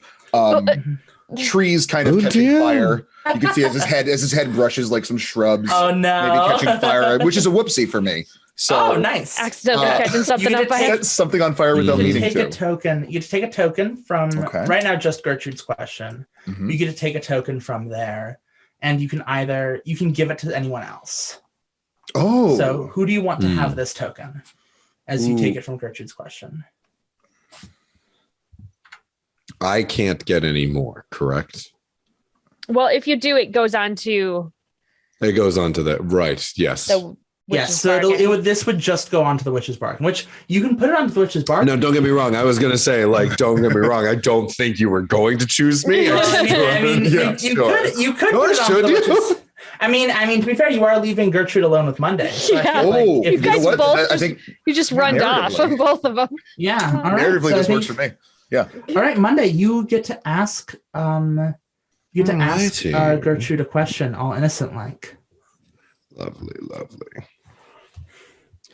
Oh, well, it looks like they got rather excited very quickly. Yeah. Rushing right off into the thick of things. Pretty normal for them, I think. I mean, Hey Kid's always, he just runs, you know. Percy is a puzzle to me. Well, it seems like they're two very independent people. Tell me, yeah. You don't seem to have too much sway over their goings on. Do you ever worry about losing control of situations like this? Oh, well, I mean, she's like fiddling with the letter, the envelope, because she just can't figure out what to do with her hands. Well, I mean, yeah. I mean, they would always help. I don't feel like I need to be in control of them. I'm not in charge of anybody, really. I think I think I'm in control of enough, mostly. In control of enough? Yeah. You can really only ever concept. Be in control of yourself, right? Like that's. Yes, of course. No? Sure. Oh. I think I'm going to invent a fairy to be running the I think the fairy's name is going to be Lickspittle. And is a stick bug looking fairy wearing a carnival barker's hat and like a little kind of looks like Grant Anthony O'Brien if you've ever seen him in anything, but like a stick bug, and he's a carnival barker and he's got a big cane. He's pointing at like beautiful. He's like step right up. And Hey Kid is trying to it's some kind of like throwing beanbags game, and Hey Kid is just like losing. Is Percy just putting money down to like, okay, you can go again? I think that pretty quickly you realize that the fairy is not interested in your money, but you do realize that by giving dead leaves that you have, that does it for the fairy. Interesting. And maybe perhaps it is just that Monday. This is all on Monday's dime, you know. Maybe who's to say? Yeah, I think I will do a whoopsie, and I will. So I've got some weird ones because I grew up a bit ago, so I've got like some kind of funky ones, and I think Hey Kid is going to miss 15 times. And then start laughing. I'm going to laugh off my troubles, but do nothing to fix them. And I'm just going to go, I think the game's rigged. And I'm going to start laughing. And then I'm going to try 15 more times, but knowing that I'm trying to figure out how the game is rigged, but not in any way getting better at it. Right. So I will take a token from, I don't want to take a token from Gertrude's question. I will take it from the Witch's Bargain. It doesn't really matter. It's just a good place to take tokens from. And I will give it to Percy. So Percy, you have one token now. You can do whatever you want. Got you. Mm-hmm. One token. Mm-hmm. Gertrude, what are you up to? What do you do? I'm entering the carnival, and I'm sort of looking around for my companions. Monday is disconcerting, and so Gertrude is looking. They're a little odd. Yeah, a little bit weird. Is looking to sort of find that comfort again. So I think I can, like, I don't think you got very deep into it. So I think I see it's easy to spot Percy. He's very tall. So I'm going to make my way over there. Sort of. So what are you doing? Hey kid, what is he doing? I'm trying to learn how the game is rigged. The game's not rigged, young fella. The carnival barker says, and Haken's like, shush, shush. Keeps throwing the. He's not even aiming at the right place. What is he? I'm just trying to let him, figure it out on his own. I'm not a boy. And then Haken throws another beanbag with such accuracy that it hits the carnival barker's hat clean off. Oh. And then the beanbag lands in one of the pots, and he gets like, first, I guess the first time you try is always the time you do the best. Wow. Ignoring the 30 beanbags lying around. So he gets a prize for that, right? You say, hey, where's your prize? What's the prize that they win? Monday, what prize do I win? I feel like this is your night market. Ooh, yes. Let's say it is a stuffed toy, but once per day, it will do the most useful thing it can. Ooh. Do you want to do a bingo or whoopsie to make that an item? I do. I very much do. Because I was just about to say that as it knocks the hat off of the carnival barker's head, Monday laughs uproariously, like a deep, hearty, almost discordant laugh. That's like, it's melodical, but not quite right. Like there's one note just off. I will say, I'll transform straw into gold. So I will sort of like helpfully enchant one of these stuffed creatures to do a little bit more than it usually would. And how many tokens do you want to put onto? Ooh, that's a good question. I'll put it is 2. Is 2 acceptable? 2 is acceptable. And unfortunately, would I put 3? Okay. I mean, I don't know. I don't know if Haykid would say yes if you put 3. That seems a little. That's a little much. Cool. All right. I'll take it for 2 though.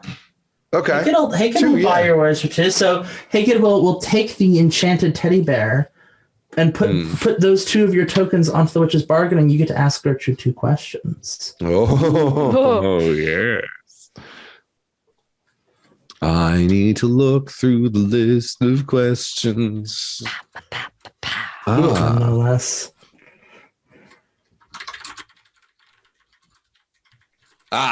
Very, very good. Oh, what good fun. What good fun. I always do like to see these charlatans get one taken over on them. Hey, kid seems to be very enthusiastic about just going very gung-ho. Yeah, they are. Wouldn't you say? Yes, absolutely. Very authentic to themselves, regardless of the consequences. Yeah, sometimes they get into a lot of trouble, actually. What do you think it means to be authentic, Gertrude? I think like what that. What do you think true to yourself truly means? We're changing from moment to moment. Well, yeah, but you don't change like at your core, right? Like you're always you inside. Are you? Don't you? Not? Do you have the same values and ideals that you did when you were 5? Well, I mean, I guess so. Not really. Okay. So, I mean, maybe just because like I know more now than I did then. So I don't think that it changed like fundamentally, but like just but grew. right. Yes, no, and I completely and totally agree. It's more what the future holds for us, I think, as we change as individuals, as we move along through our lives. Like you said, the more we know, the more we learn, what we want changes. Well, Who we want to be changes. Who do you want to be, Gertrude?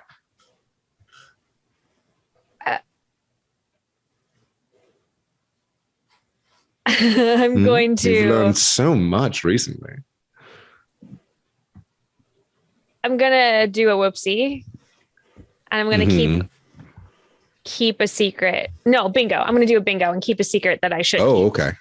I don't think that she wants to say that she really wants to be a witch, but there's something about Monday that she feels like she should not say it to. Well, I will note the rules do say the questions do come off as innocent, even if they seem weird. Right. So. Yeah. No. Yeah, absolutely. But I think that she keeps it. I think she like stops that makes herself. sense. I like it's I want to be. I just want to be me, I guess. So I'm going to take it and put it on. Where can I put it? You can put it on the big question we have. Yeah. Which is, where is that one? What is my heart's fondest desire? So yeah, you can put it on that one. Mm-hmm. So now there's 2 there. There's 2 there. Did I answer both questions? You only got I think you did Yeah, I wasn't sure if we had done Oh, yeah. Because I wasn't, I'm purposely not looking at the list of questions. That's smart and good. Agreed. Yes. Yeah, I asked, what do you think it means to be authentic and who do you want to be? Also, by the way, I put a bit of fan art that someone did last week of Monday as a pop-up ad, which I think is really funny. Put that in chat. We can put it in chat. Oh, hang on. I have to check this out. It's so cute. It's so cool. Yay! I love that. Your heart's So desire. cute. Click your song. I love that very, very much. That's wonderful. Yeah. Oh, the little like eye opening definitely belies that really good like, gif. Sinister. Ooh, Really good gif. Good. That's I remember good. at one point someone was reading the guests over and they messaged me being like, "Hey, is Monday the real villain?" And I was like, well, who's to say? Interesting question.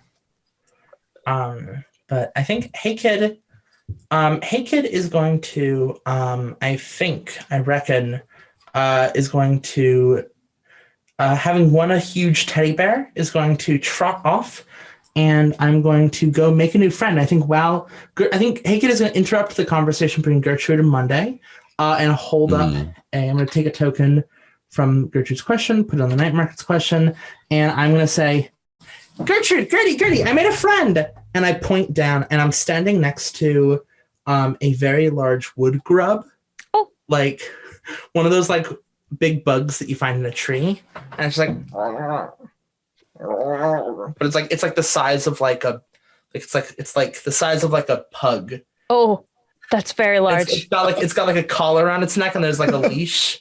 Clearly, this like someone's like fancy. Like it looks like a very fancy dog, but instead it's a wood grub. You know, like I'm like I made a friend. Can I keep him?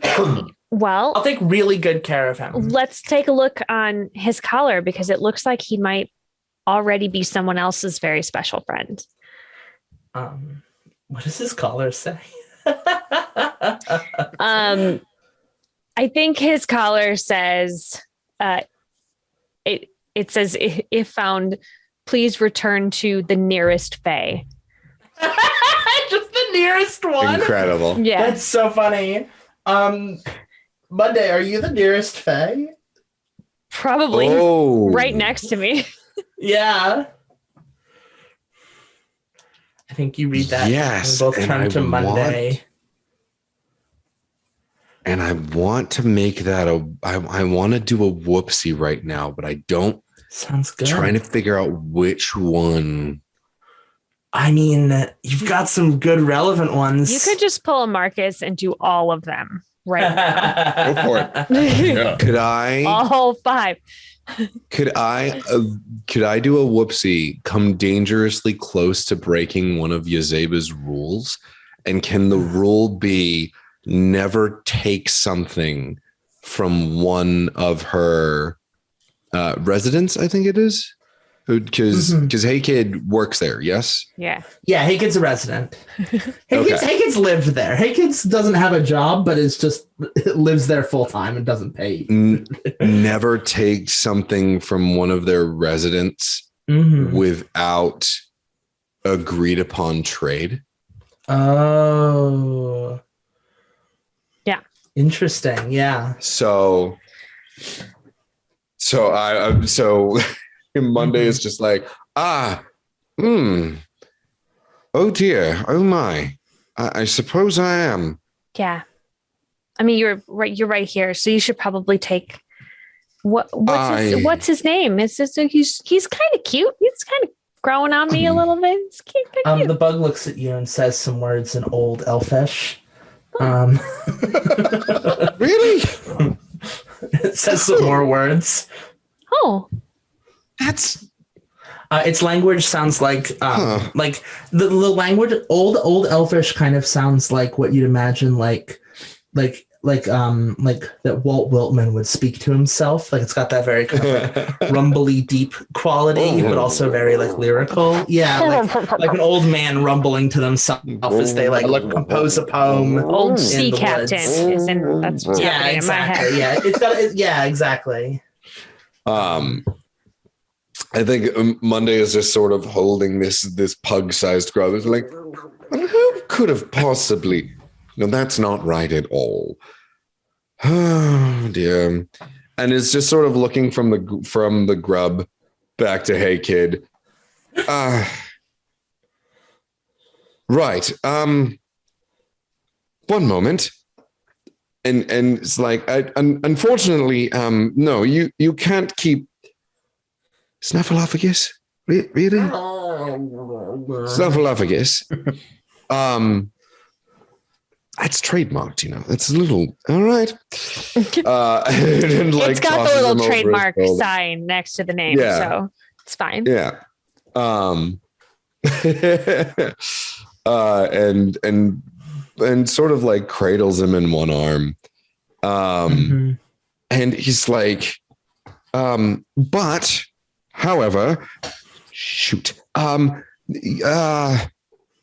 Give me a moment, and is like trying desperately to find something to give Hey Kid. Well, you also get to make the offer because you did a whoopsie, and so you can propose a new item for Hey Kid to consider. You want to just keep stacking Hey Kid up with magic items. I think that's kind of what's going to happen here. Yeah. Sounds good. Someone else will face the consequences of that later on down the line. It's probably going to be Gertrude because it's going to be the library's problem. What magic item do you offer Hey Kid in exchange for this big grub that you're not? I pull a pencil out of my inner coat pocket. Take this and draw whatever you like. And it is a pencil that whatever is drawn with it will become real for about 5 hours. Oh my god! And about how many tokens? How many tokens are you going to put on that? How is 3 too many? Hey Kid would say yes to 3. Hey Kid really wants that pencil. Unfortunately. Oh, Hey Kid will take the 3. Hey Kid will put the 3 tokens. You can bank your 3 questions for Gertrude if you wanna deal with the. Oh God, yes, yeah, I you have will. 3 questions for Gertrude, but you can take a moment. We're gonna right now. Yeah, Monday is yeah. just with the has the grub pug and is like, hi, Grub hug. Yes. okay. Oh, that was really good. The price of obeying the rules. You hear that, Gertrude? The price of obeying the rules. Is what? We'll get to that later. Anyway, come on, Snuffleupagus. Let's get you somewhere other than here.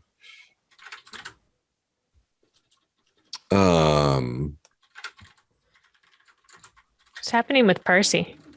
So Yeah, what's Percy up to? So Percy, has kind of been ever since Hey Kid won their treasure and then ran off. Percy's just kind of been ambling around the space, not really sure what to do. You can kind of hear him grumbling and mumbling to himself about I shouldn't have come. If I had friends, they'd tell me to get out more. And now that I got out, there's nothing to do. So he's just kind of walking around. And is there any kind of bakery or some kind of pastries or anything that maybe a stand of some kind? Okay, that's all you. Eat some Yeah, Bay food. that's all you. Do it. Monday, what's the bakery like? I should have warned you that you'd end up in a little bit of a GM role for this. Yeah. but Monday got a little GM'd, but only a little bit. It's a PvP enabled chapter. Yeah, Monday. What kind of food did you stock the fair with? Yeah. Oh goodness. I would say all sorts of strange and bizarre things like Grecian ambrosia. Ooh. I would say berries from a very strange and lush forest that taste like whatever you're craving at the moment. Stuff like that. Maybe those could be baked into scones. Ooh. Oh, those could absolutely be baked into scones. So I think that's a very simple shop. Seemingly it's just they got berries and they bake one kind of scone, but it changes depending on who you are. Yeah. I think that It's a very good business. I think the baker is a man named Whiskered Tim, who's named so because his face looks rather like when you take the roots of a tree. Well, you know when a tree turns on its side, it's got all those roots. That's what Whiskered Tim's face looks like. It's just this circle of root-like whiskers or whisker-like roots with a little face in the middle. That is like Tangela, but worse. Yeah. And he's wearing a baker's outfit. He's like, "You're looking for my wares. Yes. You're interested in some scones." Percy is crouched down on because that's the only way he could get into this. I think this is a slightly smaller stand, so he's crouched down, being mindful of the space, not trying to light the roof on fire. But what are these wonderful things? Why, they're forever scones. What's a forever scone? Monday, how many tokens are you putting on these forever scones? 7. Your body. The more tokens I from come magic. up with, the more tokens I put down, the more questions I have to think of, and this is getting difficult. If you think about it this way, if you're trying to figure out what Gertrude's greatest desire is, it's a bit like a game of 20 questions in that way. So It is a good way of putting it. How's 4 sound? Ooh. whoa.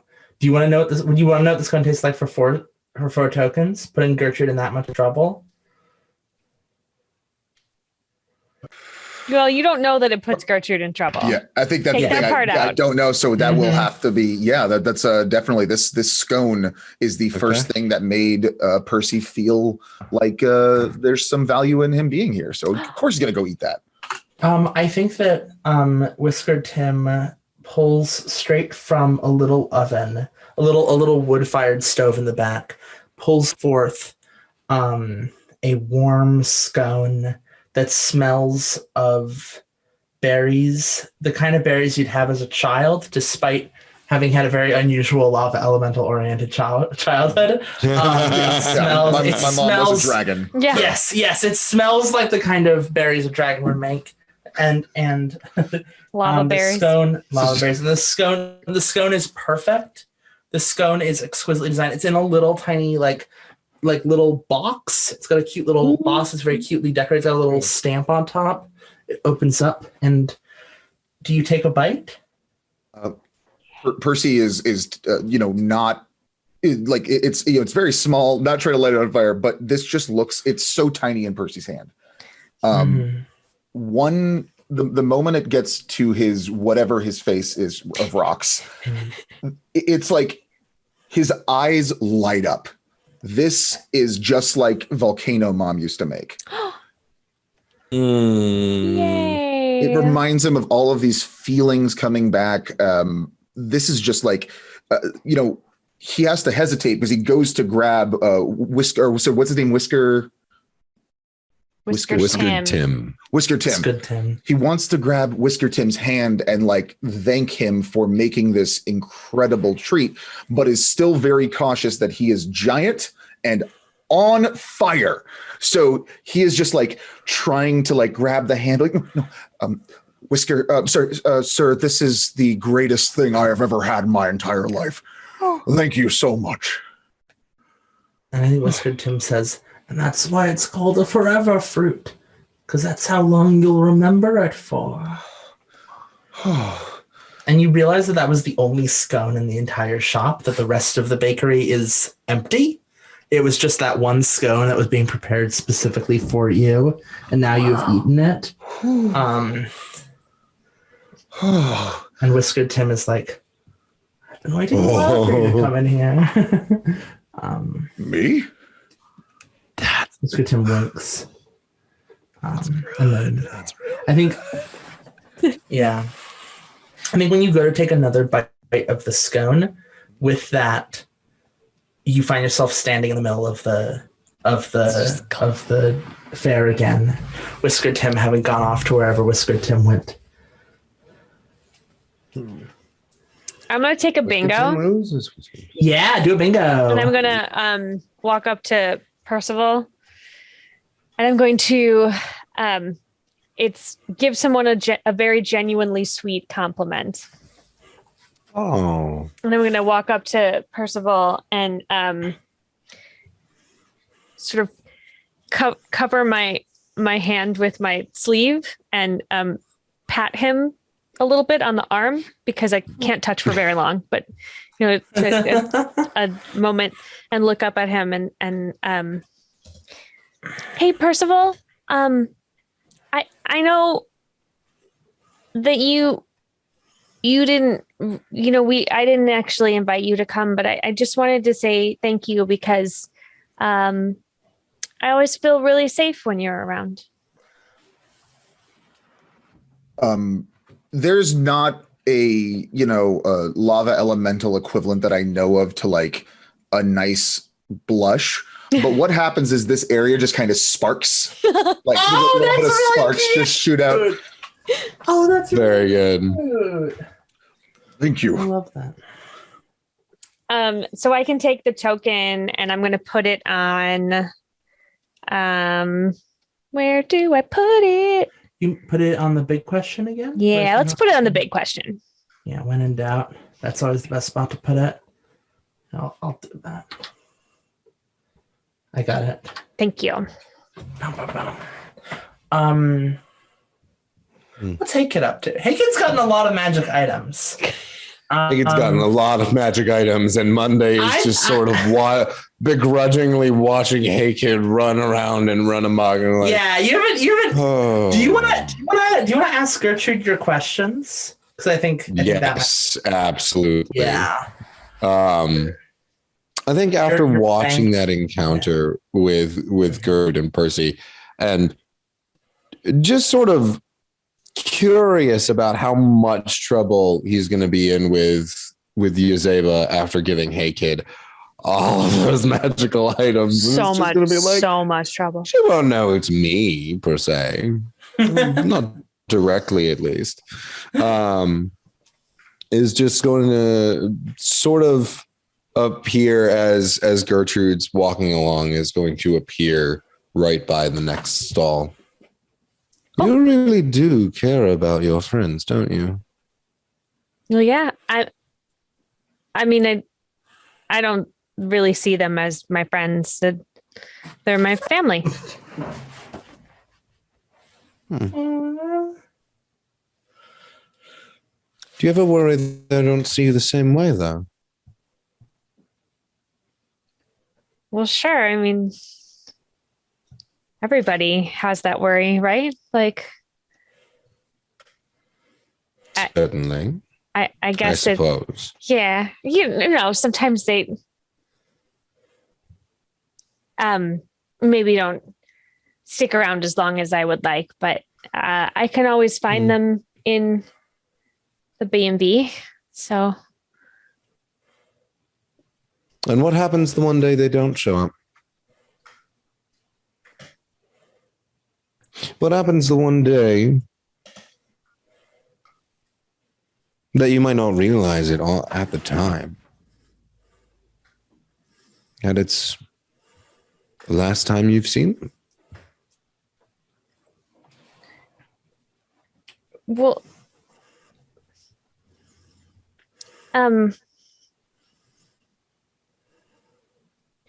well, I would just find them again. I would just keep looking. Gertrude, what I'm getting at Yeah. is, what if they weren't around to be found? What if they left and never came back?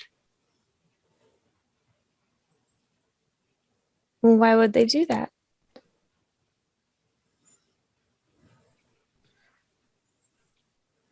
Sometimes it's out of their control, my dear. Things happen. You know that, right? Yeah, I guess. You know, sometimes we lose. Sometimes we don't get what we want, no matter how hard we try.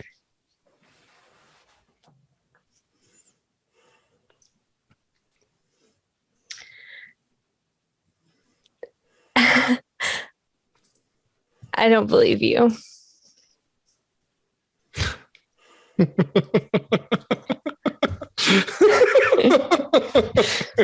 Don't believe. Oh, Gertrude.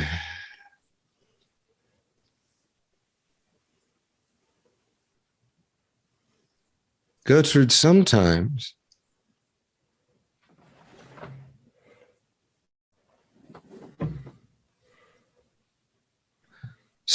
there's nothing to fill the empty space that a friend once was.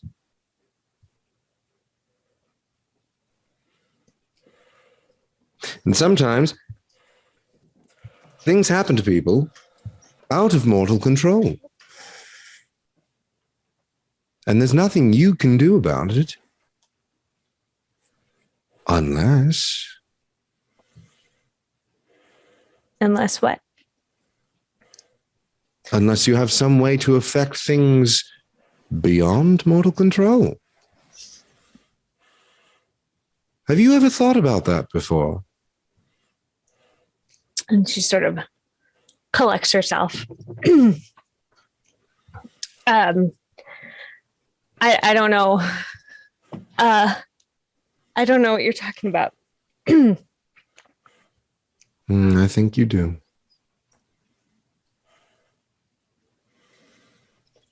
Hakett's gonna run up again. Just interrupting it once more, just the worst moment. And completely unaware that Gertrude is crying, the Monday's intensity. I am going to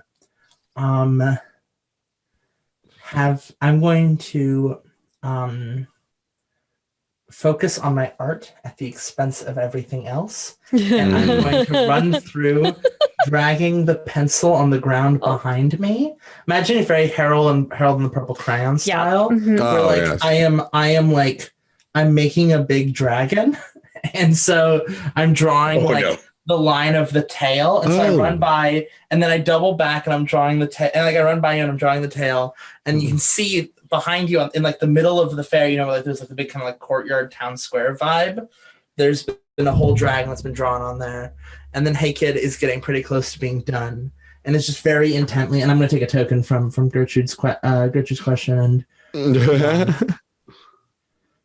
oops, wrong way. There we go. Taking this right now. There we go. Taking that down. Taking this up. Yeah. Stop aching. I don't think Gertrude is in any position to be stopping Haken. So okay. Haken completes the dragon. I suppose unless Monday you stop Haken. Or Percy, I guess, if Percy's around. Nope. Percy doesn't mind dragons. Percy's not around. Hang on. I'm gonna see if this falls into either one of my.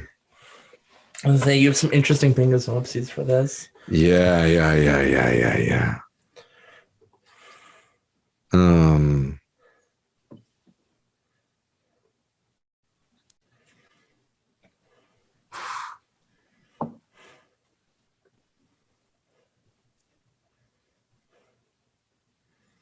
I'm curious.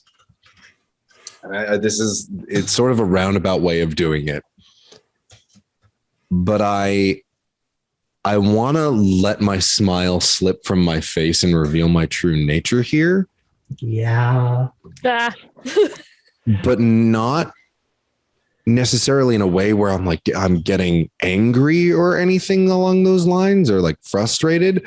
I'm going to sort of use the situation that's in front of me as an example to Gertrude. Is that something that I can do? Yeah.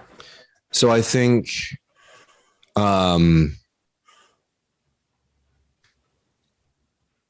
Monday's gonna point to they're gonna point to Hey Kid, and they're gonna guide Gertrude's gaze.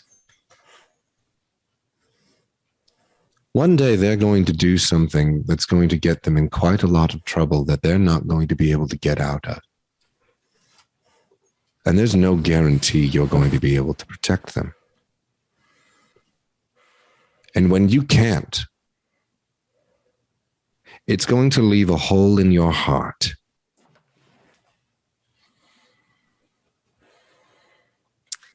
You'll still have it, but there will be a void that you will never be able to fill again. And you will do whatever you can to plug that hole. I wish. And Monday is gonna lean back, and like that veneer of confidence is gone, and you can kind of tell that like there may be something behind what he's saying. He's not necessarily talking about you. I am enjoying so much knowing. I've read the whole book, of course. And so the things you're saying, which are so perfect in the context of later chapters. I think before he leans back, so while he's still like, inner face, he's gonna like direct eye contact and just say, "Try me." And with that, I think the dragon's tail lifts up between the two of you, and like the dragon's tail like goes between the two of you, and it's this like poorly drawn paper mache dragon's tail, and like this like lumbery asymmetrical dragon with like both arms on one side like a T-Rex kind of comes up into the middle of the night market, and like all the merchants start screaming, and like some like dragonfly guards leap to to deal with it as it starts stomping around, breathing, breathing like Sharpie looking fire onto things. I will say, as the tail comes up right before it passes Monday's face, you see like a sincere look of pity, and as it comes up, the smile is back, and like the cocked eyebrow, and like the smile's right back. Like the try me, all right, we'll see. Remind me how this chapter ends. The chapter ends once your question is out of tokens. So that's my question. I'm about to take another one from it, and there's 3 left. Okay. So you, me, and Percy have to do 3 whoopsies or bingos in order to end the chapter. Got it. Yeah. I mean, I think I did a You've definitely answered all of the questions. show off a so cool far. skill that people didn't know you have. I think is going up against a fae. I think, right? Like not backing down from a fae. And so I think I would put that would be what bingo that I would put that onto my question, like take it away from my question and put it on. Sounds good. So now we're down to 2 tokens on there. 2 tokens.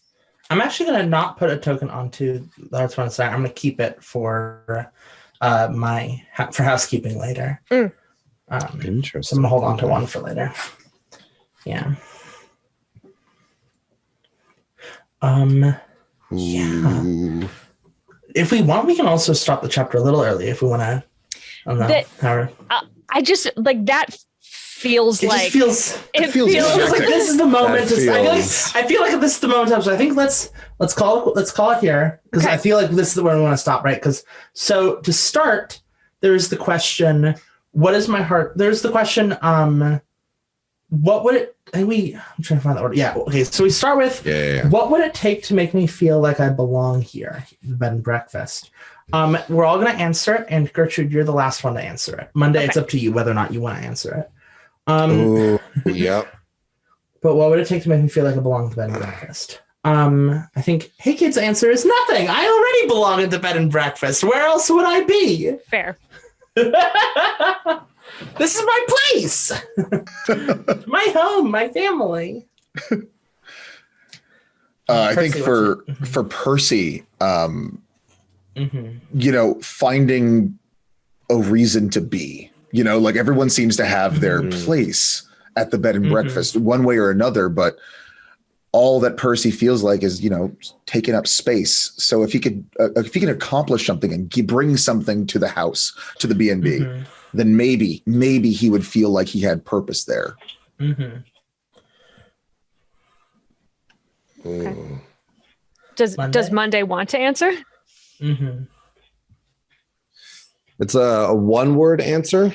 No, it's just an answer. Oh wait, no. Oh, just an answer. Yeah. There's multiple. This is a chapter about questions, as you might. Yeah. That's an interesting one, because I feel like I've hinted a bit, at least, of what my interpretation of what Monday's answer would be. And it's that it's I don't know. I don't know. I don't know if Monday would answer. That's fine. Yeah. Gertrude, what's your answer?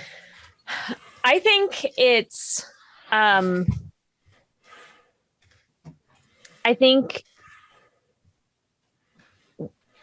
waking up and not feeling like I have to prove myself each day. Yeah. It's a very internal thing for her, but because she hasn't been kicked out. Like, I think she already belongs there in actuality, but she doesn't feel like she does. And so she has to Yeah. Let's do everyone. Gertrude, you should not answer this. Okay. But everyone else, and Monday you should also. So me and Percy, we can answer this. Okay. What is our heart's fondest desire? Actually, no, Monday you can answer this too, but Gertrude, you should not. I will not. Hey Kid's answer is one word only. And so Hey Kid's answer is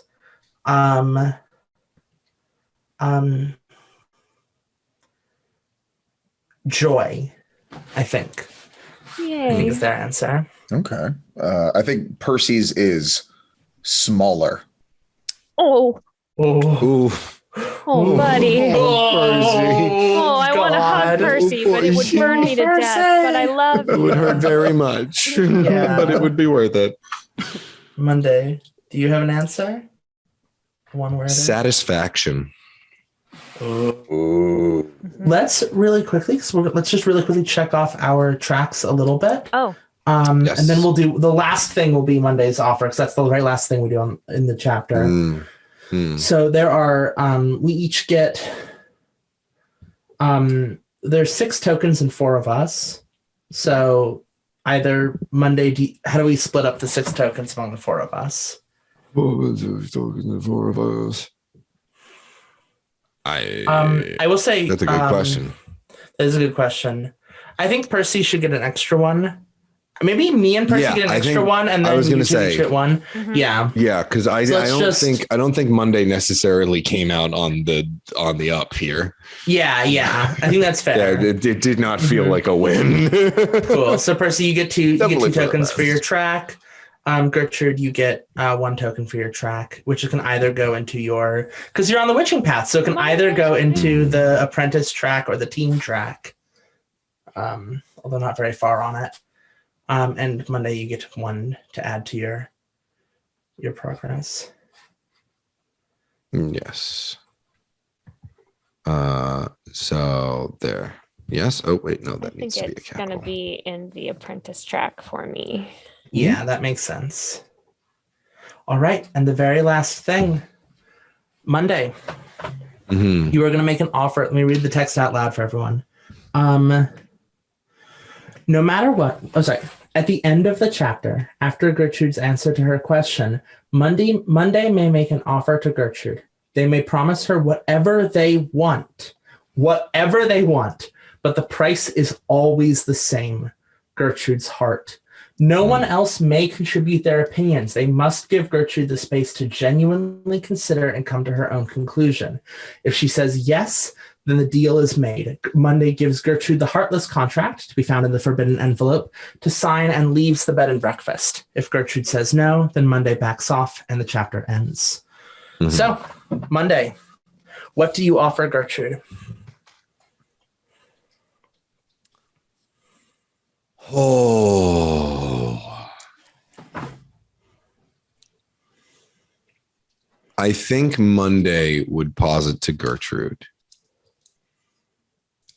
Because there's the acknowledgement that she's starting to learn magic, right? There's that knowledge that Gertrude wants this magic to protect the people that she cares about. But there are certain magics that will take years to learn. And there is no guarantee that in that time, she will be able to protect those that she cares about without the use of those magics. And I think Monday would offer all of the knowledge that Yazeba currently has in exchange for her heart.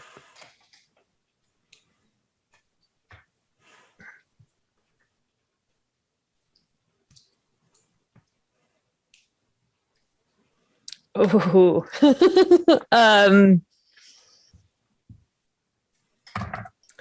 I think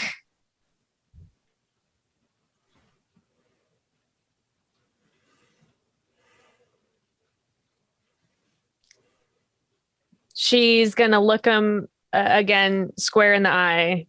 Just, that's not good enough.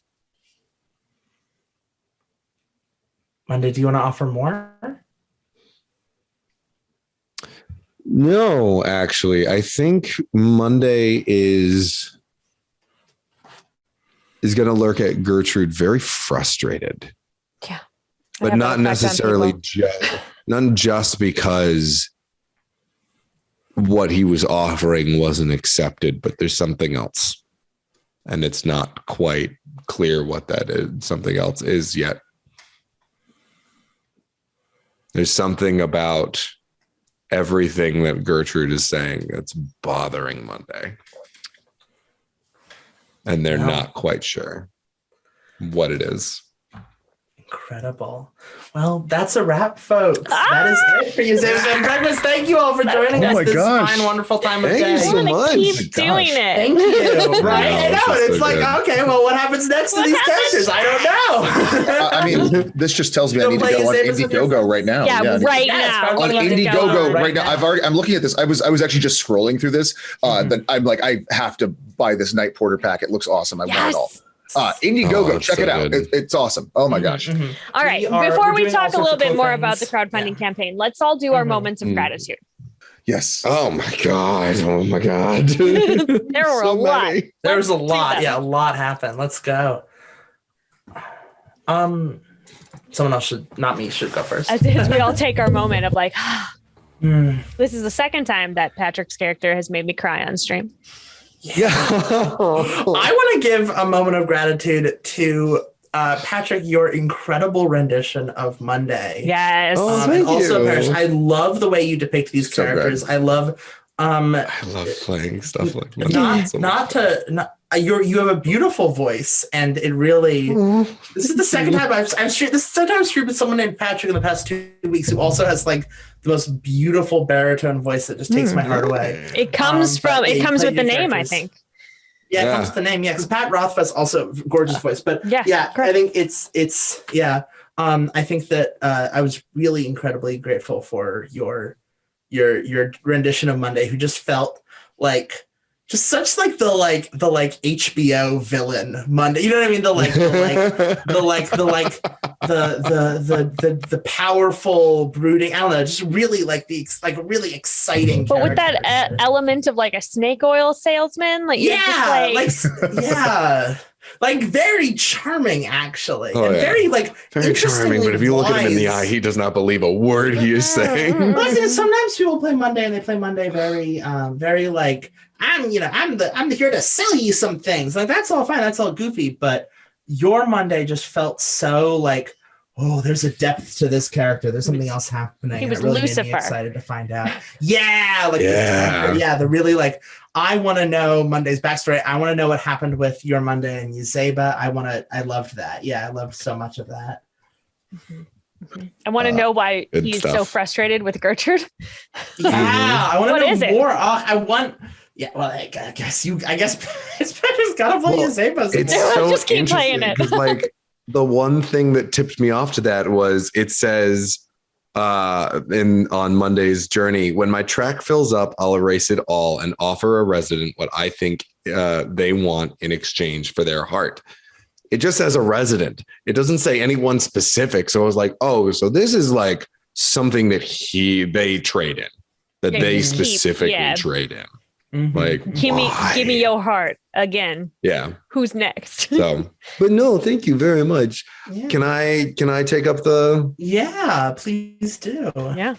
Jay, I'm gonna throw it like right back to you. You're like storytelling in the way. No! Don't you dare! You're storytelling in the way that you craft the way that you've like craft the narrative is just excellent. It's so good, and like the bouncing it back and forth between everybody, making sure you're asking everybody what each of them are doing.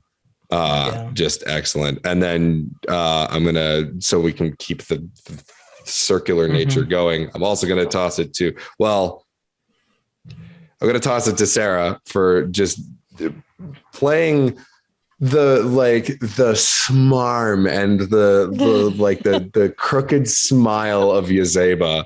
And that first part was just Yazeba was great. Through the spine, just like I feared for my life. I really quickly want to say also that Marcus, your Percy. So that's actually the first time I've seen Percy played, because Percy has been played in other playtests, but not ones that I've run. Oh, yay. I've been involved in. So it was really wonderful seeing one of my favorite characters who I deeply relate to, get the chance to make it He's so make it to the screen. I love Percy so much. I will tell you, like, I when I play this again, I want to pick this up and I want to fulfill Percy's journey. Like reading the playtesting sheet. Like, there's so much good stuff once you get past that first thing. Like, I don't want to spoil. Look, go buy it. But like, you can spoil a little bit. It's just so cool. The audience know they should buy it. It's really cool to know why they should buy it. When Percy's track fills up, erase it all and check off a checkbox below. Reconsider my pronouns. Pick a new name. Try something that you've been scared to try, and tell everyone about a new interest. That is adorable. It is so adorable. Like this character, like the entire writing, like from what I have here is, I always want to be a baker, but I felt like I couldn't do the wording is unbecoming of a being like me to make that, like the precise work, bouncing not knowing his size and like not really feeling comfortable in even his rock skin. I love this character. This is really cool. Yeah, you're very good at playing true to the character. Like you did so good with that. Yeah, Hey Kid and Percy were so different. I want to give a shout out to Sarah and Jay for that for your first interaction with Gertrude and Yazeba. You really like put that. I mean, really all the interactions, but like Sarah, you've also you got into that emotional energy that was just delightful. But that interaction between those two characters really, really put like Gertrude in that place for me where I'm like, oh no, I get Gertrude now. I get Gertrude. Yeah. Thank you guys for that. Yeah, thank you. It was really fun. It was fun to be able to be. Awesome. It was also selfishly very fun to be both sides of that. That dynamic. To be able to have play Yazeba in the first one and then to be Gertrude, like desperate for her approval. Yeah. I mean, the reason why I chose not to take it was because it wasn't, I can learn everything Yazeba already offered. I can learn everything Yazeba knows. If you had offered more than Yazeba knows, I would have taken it. I was fully prepared.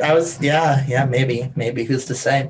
I've only seen the Heartless contract get signed once, and it's actually in my home game that I have a big binder that I used to keep track of in real life playtests. And Sal sold his heart to become the greatest rock star the world has ever known. No. I love that though. Yeah, that's great. Heartless Sal is really good. There's some great fan art of Heartless Sal that some of the playtesters did. Cool. Yeah.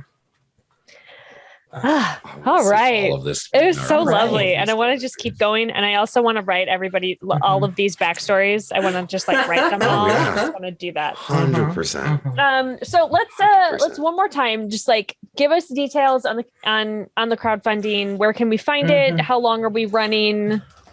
Yazeba's Bed and Breakfast is running until April 21st at midnight. So 11:59 on April 21st. Great. It is on Indiegogo due to Indiegogo's experimenting with other platforms, and we had some ethical concerns with what Kickstarter's been up to lately. Fair.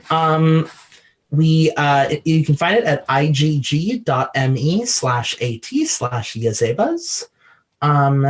And we've got a ton of great stuff going on. We have reduced price black and white copies that we're doing with Drive-Thru RPG, so we can do affordable books for anyone who wants Yazebas, even if they can't afford the snazzy hardcover. Cool. But there is a snazzy hardcover.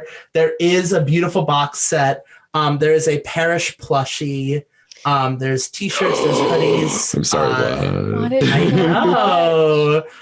There is, and we are also partnering. This one's really exciting, which it's the sort of thing where it's almost hard to explain because it's so exciting. But One More Multiverse, which is a next-gen virtual tabletop service. We're partnering with them to provide digital support for Yazebas. So when we played this, we were hopping between Google Docs and having to handle a spreadsheet. But like having to just keep track of everything in Google Docs. But with One More Multiverse, we're going to be able to have a full digital companion, which is also the very Stardew Valley map of the like a Stardew Valley looking thing where you can run around through the bed and breakfast and play out chapters in this pixel sprite version. Adorable. Of Yazebas. It's just it's adorable and a lot of fun. I've been playing it I've been playing I've been playing on Multiverse a bit, and it is some of the most fun I've had role playing because I got my background in LARP, and that's what I did for like 6 years before I ever touched tabletop. Hey, and the freedom, the emotional joy of having spent so many years sitting on Zoom calls like this, and now being able to take my character and like move them around a landscape, and the conversations becoming kinetic, and like being able to pick up an object and bring the object over to other people and be like, I'm Haken, I found a knife. No, that kind of like the physical reaction is so it's the sort of thing that like a lot of people, when they've seen the trailer, they're like, you're making a video game? And it's like, no, not a video game. It's kind of like if Roll20 merged with Stardew Valley, but it is unlike anything anyone's experienced before, and it is some of the most fun I've had in online role play. So I'm very excited for that. I'm really thrilled for everything that Yazeba is doing. There's also a podcast with Jeff Stormer and like Matt Mercer on it. There's a lot of stuff going. Lots of stuff. If you want to go listen to Brennan Lee Mulligan pretend to be Parrish, you can go do that. Oh yes, I do. Yes, we all want this. We all want this. Those are all my plugs. We have a lot going on. I'm so glad that you had us here. Thank you, Sarah. Thank you for coming. It was wonderful. Thank you so much for having me. Yeah, before we go, let's go around the table. Let's remind everybody where we can be found on the internet, please. I'm going to throw it down to Marcus. We're starting with you. Where can we find you? You can find me at Best Kinda Worst on Twitter and Twitch. Yeah. That's where you can find me. And behind the screen on Gen Con TV. Usually when something's on the screen, I am behind it. That's right. You're behind it right now and on it. How can we keep you? It's wild. Mm-hmm. All right, Patrick. You can find me at That Great Gentleman everywhere on the internet. And you can also find me over at the Writer's Room 7th Sea podcast. It's true. You can check right now. He's not lying this time. No. This time I'm not in the past. Jay, where can we find you? I am the most notable Jay Dragon on the internet. So if you look for me, there's not that many. I've beat out the Lego Ninjago toy. So now I've claimed my throne. Thank you. You can also, I'm the editorial director at Possum Creek Games. You can find my work at possumcreekgames.com. You can also find possumcreekgames.itch.io. You can join the Creekside Community Center, which is our Patreon server, where we play all sorts of games like these. I've been running playtests of Yazeba's there, which is what this online document that we were working off of has been growing with. And I also there's all sorts of other stuff there too. And come check out our Patreon, patreon.com/possumcreek. Do it. Everybody go do it right now. Right now. It's really a lot of fun. It's a great server. Yeah. I'm in the cube. I'm Sarah Moore. You can find me on Facebook at Actor Sarah Moore. You can find me on Instagram and Twitter and Ko-Fi and TikTok at Pixies and Pins. You can find me every Friday night right here on twitch.tv/GenConTV at Sarah's Table. And you can also find me over at World of Chaldea, where I am both the social media princess and so many other hats that my head cannot hold them all. And so I am at World of Chaldea and all that. And I am currently DMing the second series of Actoroki, which is on Wednesday nights right here on twitch.tv/GenConTV at 6 p.m. Pacific. I threw so many words and numbers at you all right now. You nailed it, though. I believe in everything I just said. It was probably right. Beautiful. Just yell Pixies and Pins or World of Chaldea into the void, and I will probably appear. It's like a Bloody Mary situation where you just say it several times into the mirror, and then I will show up on the mirror and do that's for social media needs. That is how you contacted me. That is how you contacted me. 100%. That's what I accidentally said it when I was trying to say something else. Yeah, and I just was like, "Oh, hey, what are you doing here?" Oh, hey, do you want to play? Wander Home? Well, not right now. Let's play Yazeba.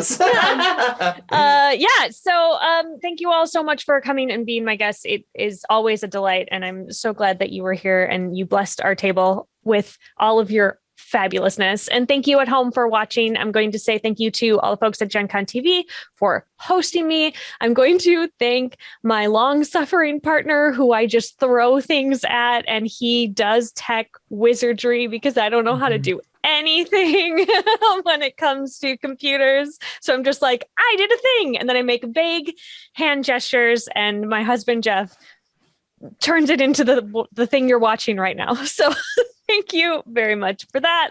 Love Jeff. Yes, we love you, Jeff. So I think we maybe are done, even though I want to do like 4 or 5 more chapters. It's terrible because it's like Pringles. It's like you play a game of Yazeba's, and it's so much shorter than a normal like campaign mode. So you're like, I can do this again. Oh, I can do this again. Just keep doing it. And just like, you guys want to do another module? Squeeze in one more. Just squeeze in a quick one. It's been 5 days. But yeah, I mean, perhaps in the future we will revisit, because it was just such a delight. And thank you so much again. And for all of you watching at home, as always, keep making art and keep being art. We will see you next time. Mwah.